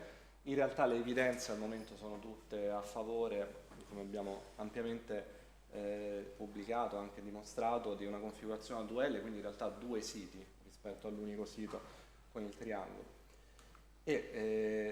Che questo vantaggio ci sia è evidente da un plot che in realtà ha fatto già vedere in un altro formato Cristiano nel suo talk. Con la curva rossa vediamo la configurazione a 2L, questo è l'orizzonte osservabile, qui possiamo osservare quindi quanto lontano possiamo arrivare con l'osservazione per una coalescenza di 2 buchi neri. Con la traccia verde vediamo la configurazione a triangolo, vediamo che facciamo meglio con chiaramente la configurazione a 2L. In ogni caso, quale che sia la configurazione rispetto all'attuale generazione di rivelatori, cioè Virgo e LIGO, abbiamo comunque un grosso salto in avanti, questo va sempre ricordato. E quindi dove stiamo cercando, quali sono i siti candidati in questo momento a ospitare ET? Sono quelli già citati, il nostro è in Sardegna, Sossenattos, abbiamo IEMAR al confine tra Olanda e Belgio, vicini anche al confine tedesco, ma in realtà questa diciamo, è la candidatura più recente. Abbiamo un sito anche in Germania, in Lusazia. Perché ho introdotto la configurazione? Perché nella configurazione a 2L dobbiamo comunque tenere conto della distanza che c'è tra le 2L. E vediamo che i 2 siti, quello tedesco e quello in IEMAR, sono lontani tra loro circa 600 km. Mentre la Sardegna è lontana all'incirca 1200 km da entrambi. 2 siti troppo vicini non funzionano bene, e quindi diciamo anche l'idea di avere 2L non solo dal punto di vista scientifico, non solo dal punto di vista della riduzione del rischio, ci aiuta anche nel difendere il nostro sito, quale che sia dove sia piazzata la seconda L. La mappa del rischio sismico, questa europea, chiaramente ci dà anche un'idea, un indizio di qual è il rumore sismico che ci possiamo aspettare sui siti. La Sardegna notoriamente è una regione molto poco sismicamente attiva, lo vediamo da questa mappa, non si può dire lo stesso per l'altro sito in Olanda, per esempio. E questa è la regione interessata in Sardegna dalla candidatura, è la regione sostanzialmente nella Barbagia, nella regione di questi 3 comuni, Lula, Onanì e Bitti. E è interessante anche dire che questa candidatura di ET in Sardegna è nel solco di una rinnovata crescita dell'aspetto scientifico dell'isola, in cui già è presente un esperimento Archimedes ospitato proprio a Sossenattos nell'attuale laboratorio Sargrav, che lo farò vedere nella prossima slide, presto si tramuterà in un nuovo laboratorio Sunlab. C'è il Sardinia Radio Telescope, quindi l'INAF nel sud della Sardegna, c'è il progetto ARIA, INFN chiaramente, quindi legato all'esperimento DarkSide, oltre alla sezione locale dell'INFN, di università sarde, quindi c'è un fermento di crescita dell'aspetto scientifico nell'isola. Perché la Sardegna è così buona dal punto di vista sismico? Perché geologicamente è una regione estremamente stabile, la geodinamica locale è estremamente bassa, quindi sostanzialmente la Sardegna geologicamente è ferma da milioni di anni nella posizione attuale. E un altro aspetto importante è che in particolare la regione nord della Sardegna è scarsamente popolata, e questo avere una bassa densità di popolazione si traduce anche nell'avere un basso rumore antropico, quindi oltre al rumore naturale di natura geofisica basso, abbiamo anche il rumore introdotto dalle attività umane che è estremamente basso, e questo si riflette anche dal punto di vista del rumore elettromagnetico, che a bassa frequenza, che abbiamo visto è un range di frequenze fondamentali per ET, significa avere le 2 sorgenti principali che ci potrebbero limitare nella sensibilità dell'interferometro molto basse. E dal punto di vista geologico, in effetti, la Sardegna fa parte di una microplacca continentale totalmente diversa dal resto dell'Italia, che si è staccata decine di milioni di anni fa dal sud della Francia, ha ruotato nella configurazione attuale e poi non è più stata interessata da attività tettonica rilevante, tant'è che non ci sono linee di faglie attive in Sardegna, è per questo che registriamo così pochi terremoti, è per questo che abbiamo un rumore sismico così basso. C'è da dire anche che la qualità delle rocce, quindi come proprietà geomeccaniche, è estremamente buona. Nella regione appunto candidata ad ospitare l'infrastruttura di ricerca abbiamo graniti ed orthogneiss, che sono rocce che si scavano bene, che soprattutto resistono per grandi volumi di scavo, quindi pensate alle grandi caverne e i tunnel chilometrici che dobbiamo scavare per ET. Questo si riflette naturalmente dal punto di vista dell'infrastruttura anche in costi più bassi che realizzarlo in altri contesti geologici.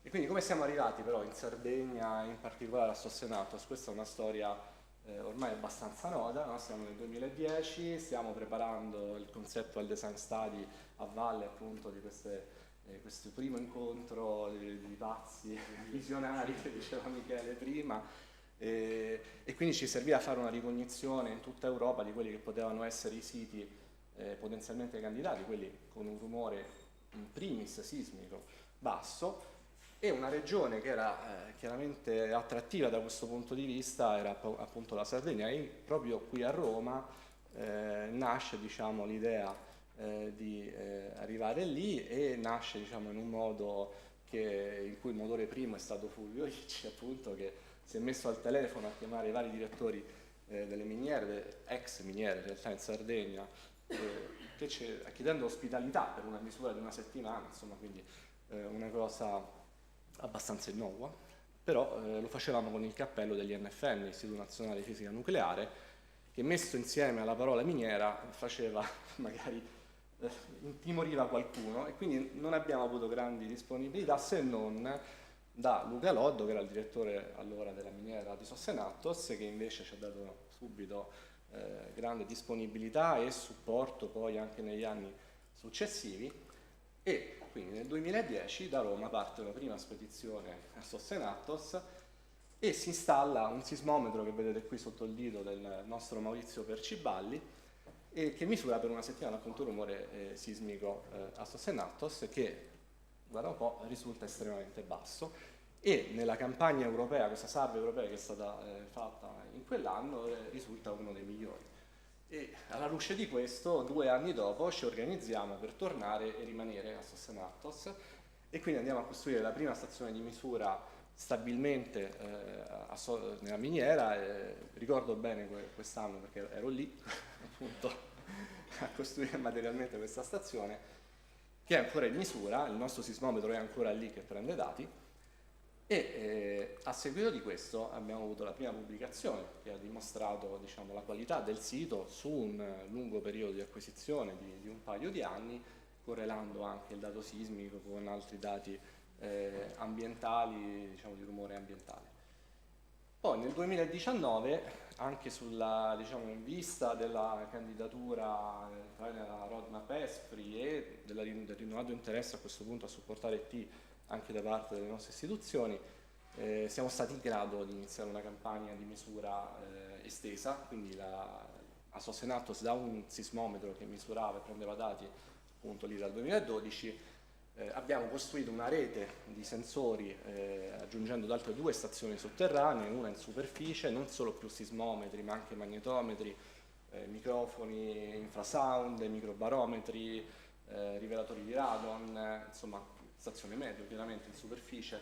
Quindi questo ci permetteva e ci ha permesso di avere un quadro complessivo del rumore che entra in particolare nelle basse frequenze nel detector, e qui vedete nella foto vari personaggi che insomma negli anni hanno contribuito a queste attività. Nel 2019 abbiamo avuto anche l'inaugurazione del laboratorio Sargraf, ospitato in un capannone industriale della ex miniera, quindi una situazione in realtà un pochino adattata, però che ci ha permesso di avere finalmente una base operativa stabile e che ci ha permesso anche poi di allargare il raggio dell'indagine nell'area circostante Sossenattos.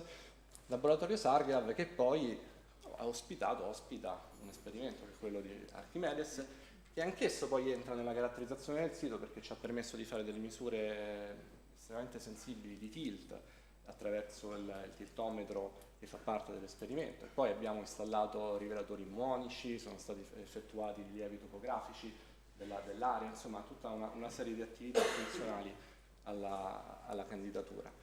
Dal 2021 in poi abbiamo realizzato delle stazioni di misura fisse anche al di fuori della miniera, in particolare con 2 pozzi profondi che abbiamo attrezzato con sismometri broadband e campagne di misura nell'area sia di sismica attiva che di sismica passiva, installazione di magnetometri. Qui vedete un po' di foto di queste attività, devo dire con una grandissima collaborazione e sinergia con l'INGV. Questo proprio lo voglio sottolineare, è un esempio di grande collaborazione, di messa insieme di competenze diverse e complementari che ci hanno portato a un ottimo risultato.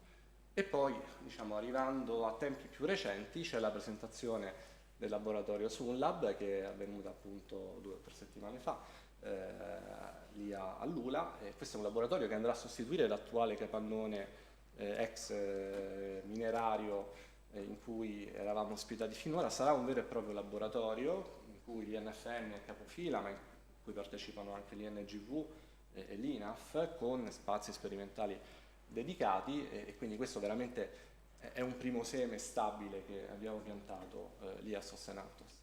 E ora vediamo qualcuna di queste misure. Parto dal rumore elettromagnetico, ho detto molto basso, vedete qui con la curva viola e rossa il fondo che abbiamo a Sossenattos. Questi picchi che vedete qui, che poi corrispondono allo spettrogramma a queste linee, sono le ben note risonanze di Schumann nella cavità della magnetosfera terrestre.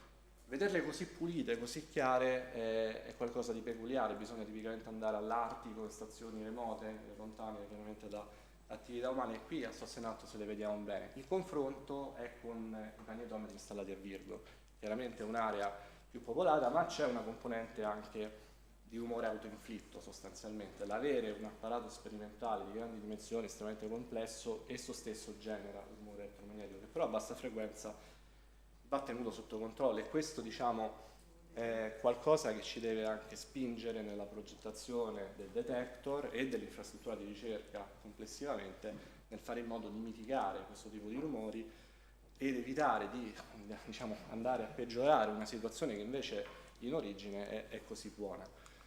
E poi rumore acustico chiaramente è estremamente basso, siamo sul fondo del self noise dei microfoni, dell'infrasound sostanzialmente, e poi il rumore sismico che ho già citato.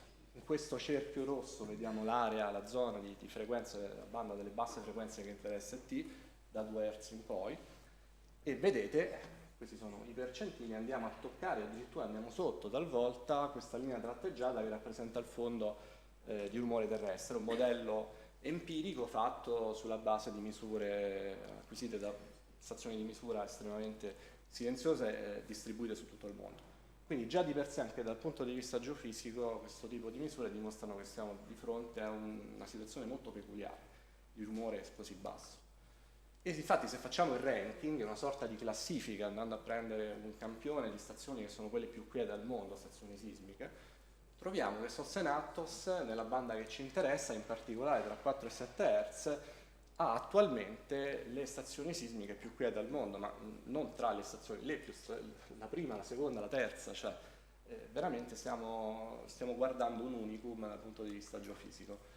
Ciò nonostante ci interessa anche vedere, in tutto questo silenzio che comunque abbiamo, quali sono le potenziali sorgenti di rumore locali, e ce ne sono. Per esempio abbiamo un parco eolico a una dozzina di chilometri da uno dei vertici che avevamo pensato all'inizio del triangolo, che quello era lo schema iniziale, che sono una delle 2 stazioni di misura oltre SOS in questo momento stabilmente in misura, e chiaramente se piantiamo un sismometro vicino o sotto, insomma, al parco eolico, vediamo che il rumore sale molto, abbiamo diverse strutture spettrali. Mano a mano che ci allontaniamo queste calano, arriviamo al fondo di rumore che vi ho fatto vedere, però comunque, adesso la figura è piccola quindi magari non lo vedete bene, ci sono dei picchi delle strutture anche in questo rumore così basso che siamo stati in grado di ricondurre a modi di vibrazione di queste pale eoliche. Quindi è comunque importante questo tipo di studi per andare a definire quali devono essere le aree di rispetto che devono essere chiaramente mantenute attorno ad Einstein Telescope per non andare a minare la qualità del sito. E quindi vediamo in confronto a questo punto dal nostro sito candidato e l'altro che storicamente è candidato da più tempo, la Lusazia è entrata in gioco ormai da qualche mese, però insomma non abbiamo ancora moltissimi dati. Per l'Olanda sì, abbiamo queste misure che sono prese diciamo in un contesto molto simile. Abbiamo 2 pozzi di circa 250 metri di profondità, 2 sensori analoghi come sismometri broadband in misura, e quello che vedete qua è la mediana delle misure, la banda rappresenta diciamo dal 10° al 90° percentile della misura, confrontata al solito con il tratteggiato che è il fondo minimo di sismicità terrestre. Come vi ho detto andiamo anche sotto questo limite, ma soprattutto rispetto all'Olanda vediamo che siamo un fattore 8, diciamo un ordine di grandezza sotto. Questo sono misure, non c'è molto da discutere. La qualità del sito, se vogliamo prendere una figura, probabilmente questa può essere una che parla da sola. E se faccio il rapporto, naturalmente trovate quel fattore che vi ho detto adesso.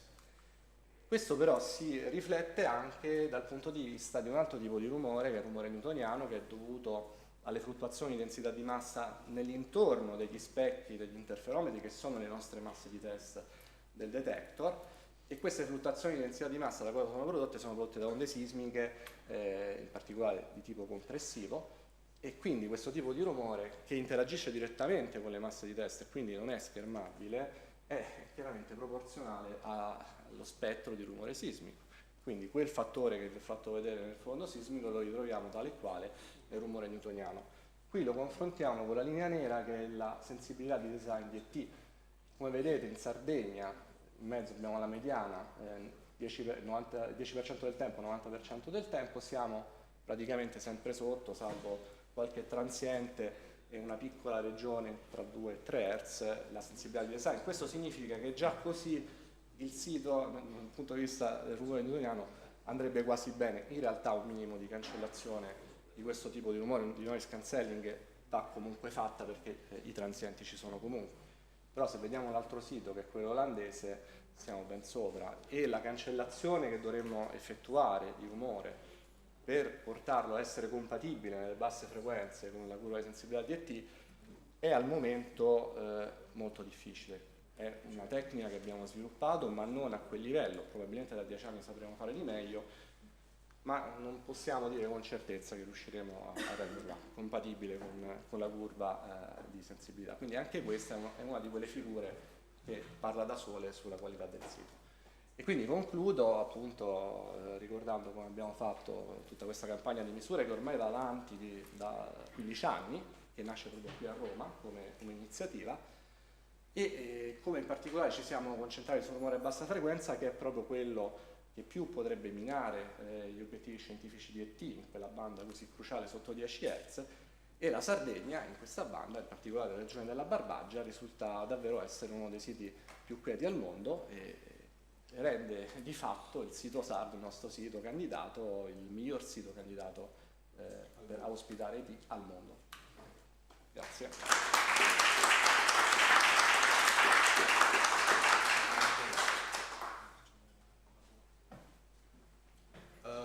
Quindi non so se avete una domanda forse, però Luca potrà rispondere certo, in modo succinto, può? Prego, se c'è spazio per una domanda.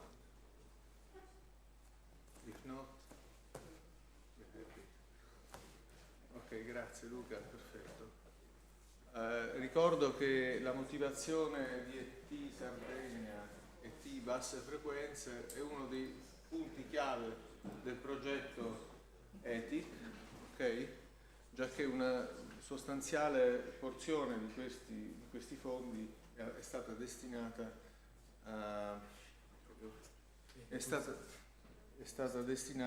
agli studi di fattibilità di un sito sardo, ok? Questo oggetto verrà consegnato nell'arco di quest'anno, in particolare in autunno, la parte grande, mentre invece in laboratorio vedrete uno di queste unità, una linea di raffreddamento, più il suo jig di test, che è una camera da vuoto aggiuntiva. Abbiamo messo questo simbolo qui con un termometro. Qual è il... questo? È il pulsante. Ok, con questo tanto non si vede, con questo termometro qui, perché questo sistema utilizza la estrazione del calore sullo specchio tramite la sospensione stessa, e la sospensione ha il suo massimo di conducibilità tra, diciamo, 10 e 20 Hz e 20 Kelvin, scusate. Siete tutti scienziati, quindi non vorrei passare da questo. Sapete come funziona l'interferometro di Michelson? Devo cliccare? Vabbè, lo sapete. Però si compone la fase ricostruita al big splitter, okay, in interferenza distruttiva normalmente. Ogni tanto c'è un'onda gravitazionale con vettore d'onda perpendicolare a questo piano che produce uno sfasamento tale da dare un po' di luce qui. Okay? Questo segnale è proporzionale all'ampiezza della deformazione. Come è stato detto prima, queste onde decadono come... vediamo l'ampiezza dell'onda, chiaramente non è un vero telescopio. Però la cosa fondamentale è che quanto è grande questo sfasamento è parecchio più piccolo dei rumori in questione, ok? Questo a beneficio di chi non è super tecnico delle onde gravitazionali e si trova qui ad assistere. Mi scuso per gli altri che già lo sanno, però realizzare questo apparato sulla superficie terrestre è importante, è difficile. Importante perché ci dà un'enorme profondità per l'investigazione dell'universo, come stare sotto il piede di questa poltrona e chiedersi come è fatta la Luna senza mettere neanche il naso fuori dal piede stesso, per esempio. Però è molto difficile perché stando sulla superficie terrestre, ok, noi abbiamo svariati rumori, quelli ambientali, ma anche i rumori stessi intrinseci delle masse di test. Vedete, questo è lo sfasamento impresso dall'onda in modo differenziale sui due bracci, che dà luogo a quel segnale che abbiamo visto prima, che è molto piccolo, una sorgente tipica Virgo Laser per esempio. Questo è 3 km Però questi non sono specchi puntiformi, Leibniz qui non c'entra niente, queste sono delle masse estese che di per loro si muovono, sicché la faccia di questi specchi si muoverà lievemente producendo rumore e un finto segnale mareale in uscita. Okay? Quello è un segnale, diciamo, è un rumore intrinseco delle masse di test, è quello che potremmo un po' combattere raffreddando gli specchi.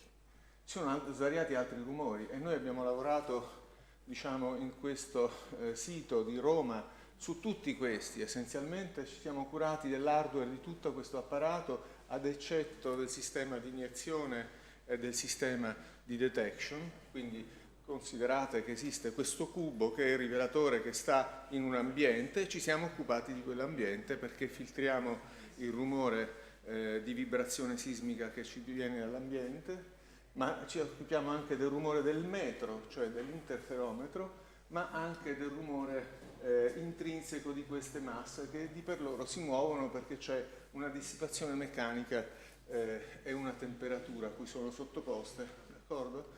Questo è molto interessante, quello già citato da Fulvio, Fermat, straordinario propositore dell'uso, proponente dell'uso della criogenia un po' per tutti gli esperimenti, okay? In particolare per questi dove abbassare il rumore termico è importante perché si ha un tempo di rilassamento che viene protetto in qualche modo dall'avere bassa temperatura, quindi si va a bassa temperatura, bassa dissipazione, tutte cose fruttuose per vedere segnali piccoli. Però anche, vedete, accanto a questo teorema, lui è molto positivo sull'utilizzo delle basse temperature, era uno specialista di elio 3, era un criogenista eccezionale, visionario. C'era anche Hamilton, io me lo ricordo con piacere perché il primo talk che ho fatto sulle onde gravitazionali era in sua presenza, che diceva sì, però ogni esperimento è vero, se funziona funziona meglio, ma è molto più difficile farlo, un po' un lemma del teorema. Okay? Noi siamo molto più avanti oggi perché abbiamo visto le onde gravitazionali, quelli erano i pionieri. Okay? Questa è la curva di sensibilità nominale di Virgo, di ET, scusate. Vedete, questo ET si è chiamato xilofono, lasciatemelo chiamare rivelatore ibrido. Ecco, abbiamo il presidente Zoccoli che ci ha raggiunto. Grazie. È un rivelatore ibrido, già che dispone di una parte per vedere ad alta frequenza, più questa, okay? È una più featured, più studiata per la bassa frequenza. In verità sono due interferometri in parallelo, uno per vertice, diciamo, se è triangolare, quindi sono 6 interferometri, e il ruolo del rumore intrinseco termico è in questa regione qui. Se noi facciamo le basse temperature, quindi avremo più segnale in questa regione, che significa per esempio che avremo dei segnali di coalescenza che dureranno ore, va bene? Anche 3-4 ore, forse 3 ore, va bene? Ora la questione è se siamo solo noi a bassa frequenza, come si fa se esiste un altro terza generazione americano che guarda magari partendo da qui. Ecco, in quel caso possiamo applicare per esempio la deconvoluzione Doppler di cui parlava Cristiano. Se gli altri non vedono, ma vedremo che succede. Va bene, qui c'è il nostro proposta di baseline per i payload che consentono il raffreddamento delle test mass per poter arrivare a questo livello di sensibilità in quella regione. Esiste una baseline di già e varie ipotesi su come raffreddare la test mass. Qui si tratta di estrarre il calore da questa test mass. Il calore viene depositato sulla test mass dal fascio stesso, che dissipa ovviamente qualche parte per milione sul substrato stesso, e grazie alla sospensione fatta in cristallo possiamo, tramite un sistema, diciamo, di estrazione collegato a bandelle conduttive, ci sono anche altre ipotesi più avanzate, ma comunque di termine più lungo di sviluppo, ma comunque, diciamo, il concetto è già studiato sia dal punto di vista termodinamico che dal punto di vista dinamico, cioè noi conosciamo la funzione di trasferimento di questo oggetto. Queste test mass, questi specchi saranno, che oggi sono da 42 kg, saranno forse pesanti 200 kg.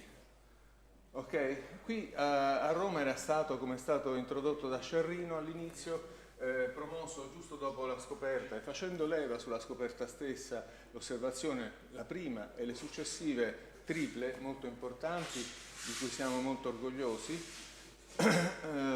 era stato promossa questo centro d'eccellenza Maldi, che aveva, come vedete, 5 campi di applicazione, faceva convergere un po' in modo interdisciplinare varie discipline presenti in dipartimento. Una di queste era la criogenia, ma ci sono anche altre cose, alcune relative alle onde gravitazionali stesse, Multi-Messenger Astrophysics, nata nell'agosto del 17 agosto 17 con la prima osservazione, ma anche Quantum Photonics e Surface Physics, anche dedicata ai coating degli specchi stessi. Okay?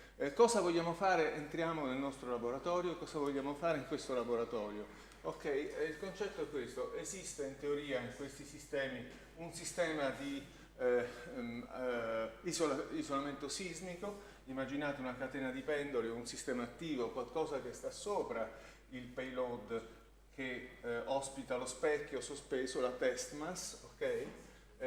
A questo sistema dobbiamo collegarlo anche a un sistema criogenico e vogliamo al tempo stesso che questo rumore tecnico che perviene da questa strada non perturbi in modo critico lo stato dinamico della test mass, che è isolata da questo sistema. È molto difficile, capiamo benissimo che Hamilton aveva ragione. Nel nostro sistema manca quindi questa fetta che è il sistema di isolamento sismico, ma può mancare perché il sistema di isolamento sismico noi lo sappiamo modellizzare benissimo. Quello che non sappiamo fare invece è raffreddare attraverso la sospensione, ok?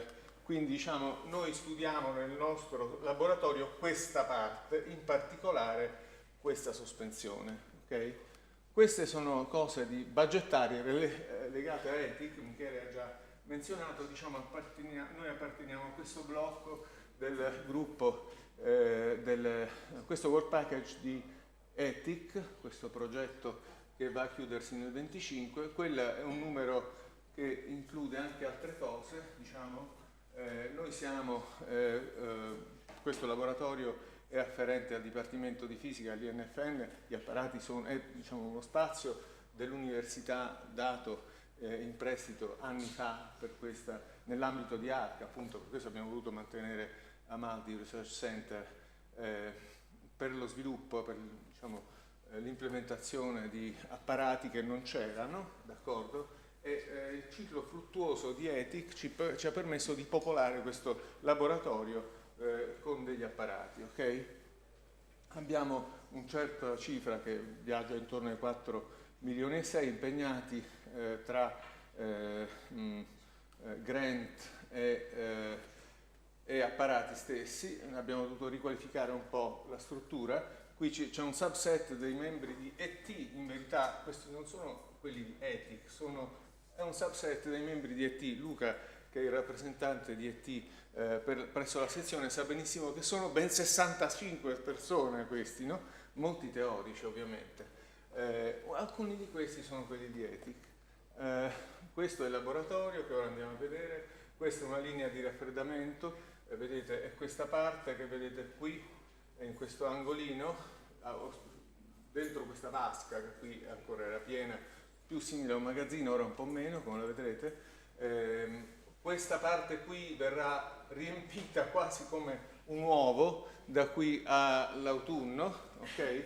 È tutto, abbiamo impegnato tutto fino all'ultimo euro, non è rimasto nulla, e ora vi dico che cosa già stiamo facendo in questo ciclo virtuoso consentitoci prima da Maldi Center e poi da Unprin e poi ancora da ETIC. Okay? Stiamo sviluppando delle sospensioni monolitiche in zaffiro, okay? Qui c'è un esempio, il concetto, un payload prototipo che è stato costruito, questo è di 3 giorni fa, dobbiamo naturalmente fare il coating nero, abbiamo fatto vari studi inerenti all'emissività, alla conducibilità, tutto quello che ci è servito per progettare questo sistema, oltre al progettare il criostato. Abbiamo realizzato delle unità di sospensione che presto saranno pronte. Vedete, questo è zaffiro. Abbiamo visitato fabbriche di zaffiro in Giappone, abbiamo collaborato con i tedeschi, abbiamo fatto molti studi in merito. Molto importante la solid conduction tramite questi soft links che abbiamo sviluppato in Giappone. Anche io ho collaborato a questo sviluppo anni fa. Sono veramente la via che al momento appare più conveniente. Vedete il massimo della conducibilità intorno a quei valori che vi avevo detto io, sono misure anche fatte qui. Abbiamo sviluppato il modello di raffreddamento di questo sistema studiandone l'emissività, ultra high tech, non facile avere questo valore costante fino a 100 Kelvin, c'è una parte del raffreddamento che viene effettuata per radiazione. Il sistema, diciamo, funziona. Noi qui possiamo solo fare tramite pulse tube qua dentro, ok? Quindi il nostro sistema utilizzerà 4 pulse tube collocati più o meno in questo modo, e poi è tutto disegnato, ok? È un sistema tra l'altro che utilizza il rigid multilayer per isolare lo schermo interno, d'accordo? Questo è fondamentale perché sappiamo che il Mylar che si usa normalmente è una superficie enorme che si imbibisce di gas, di umidità, eccetera. Fare il vuoto su un sistema con centinaia di metri quadrati di Mylar intorno è un'impresa, farlo in modo pulito. E poi, tra l'altro, se non lo si fa in modo troppo pulito, siccome questo è freddo, diciamo, c'è una condensazione sulla superficie dello specchio. È stato detto che Cagra non funziona, sì, ma non per la criogenia, non funziona per altre ragioni. Comunque loro hanno il multilayer, noi non ce l'avremo. Ci sono svariate collaborazioni in corso, qui c'è una lista, tra i principali sono contento di averli qui i collaboratori del KIT, di Karlsruhe. Loro sono diretti responsabili chair della divisione di criogenia, attualmente il professor Stefan Grohmann con Fulvio sono i co-chair di questa, e poi c'è collaborazione con, diciamo, l'idea è questa, arrivare a un sustainable technical design attraverso un ciclo virtuoso di esperienza, ok? Allargare quindi vedere chiaramente, allargare l'esperienza ad altri e chiaramente scegliere delle milestone ragionevoli. Perché estendere la collaborazione anche ai dipartimenti di ingegneria? Sì, è necessario e io penso che sia estremamente importante perché l'impresa che abbiamo davanti è gigantesca semplicemente e il numero di fisici sperimentali che abbiamo e di tecnologi è assolutamente inadeguato rispetto a quello che si vuole fare, che siamo chiamati a fare in ragione di quello che abbiamo fatto fino ad ora. Non è che vogliamo conquistare posizioni, ok? Si tratta di perderle, semmai.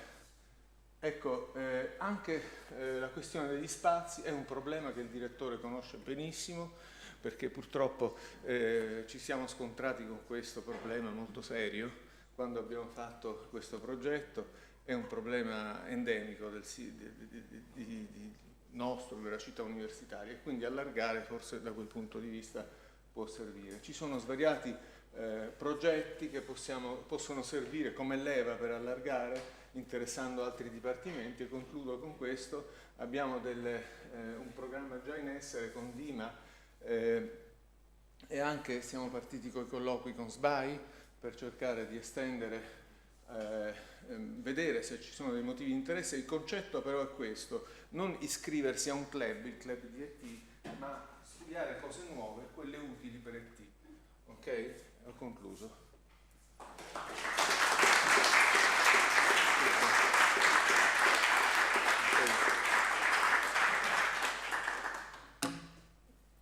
Avevo scritto senza back, significava sfida retributiva, non va bene, le sfide ripagano invece. So without back this is meaningless, at least it might be even nasty. but it is rewards. That's okay. So, io credo che ho fatto perché io sono un surfista mentalmente. Mi dispiace se sono andato forse un po'. Sono un motociclista. Off-road, but siccome abbiamo qui il presidente Zoccoli, ho corso per questo, magari lui vuole dire una parola. Dai, che pensavi di cavartela? Ho corso per questo. Grazie, poi andiamo a fare la visita.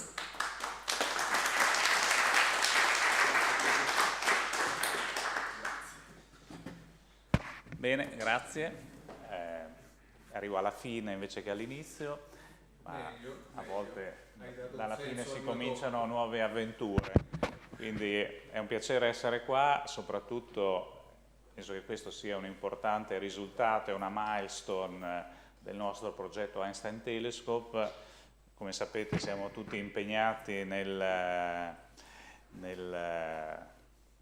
competizione con gli olandesi, che diciamo ci assorbe molto, e siamo occupati per una parte del progetto ET a costruire il progetto esecutivo per i lavori civili, la stima dei costi, le timeline eccetera, però parallelamente a questo sul progetto Einstein Telescope lavoriamo sulla parte di tecnologia. Allora, abbiamo messo in piedi un progetto di disseminazione sul territorio nazionale che prevede la creazione di laboratori in specifiche sezioni o dipartimenti di fisica per far sì che siamo in grado di sviluppare queste tecnologie innovative e quando si costruirà Einstein Telescope possiamo come comunità scientifica giocare un ruolo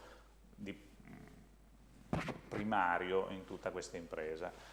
E questo il laboratorio Amaldi per la criogenia, per lo sviluppo di tutte queste tematiche ha un ruolo fondamentale, quindi volevo ringraziare tutto il gruppo e vedo anche che vedo con piacere che ci sono anche dei giovani, perché alla fine saranno loro quello che dovranno fare, che dovranno portare avanti questa iniziativa.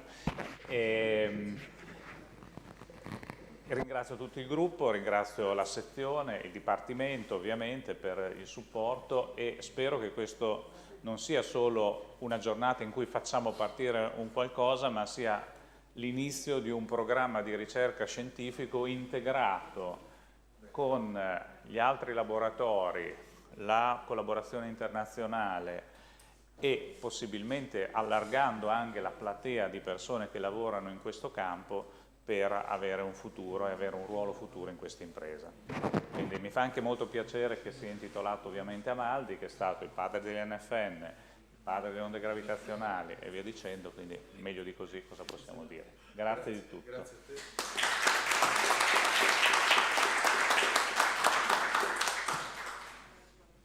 Andiamo al laboratorio. Quanto abbiamo di ritardo? 20 minuti, ma erano quelli che dovevano uscire. Dobbiamo fare il giro, seguiamo, portare tutto? No, possiamo lasciare tutto qui?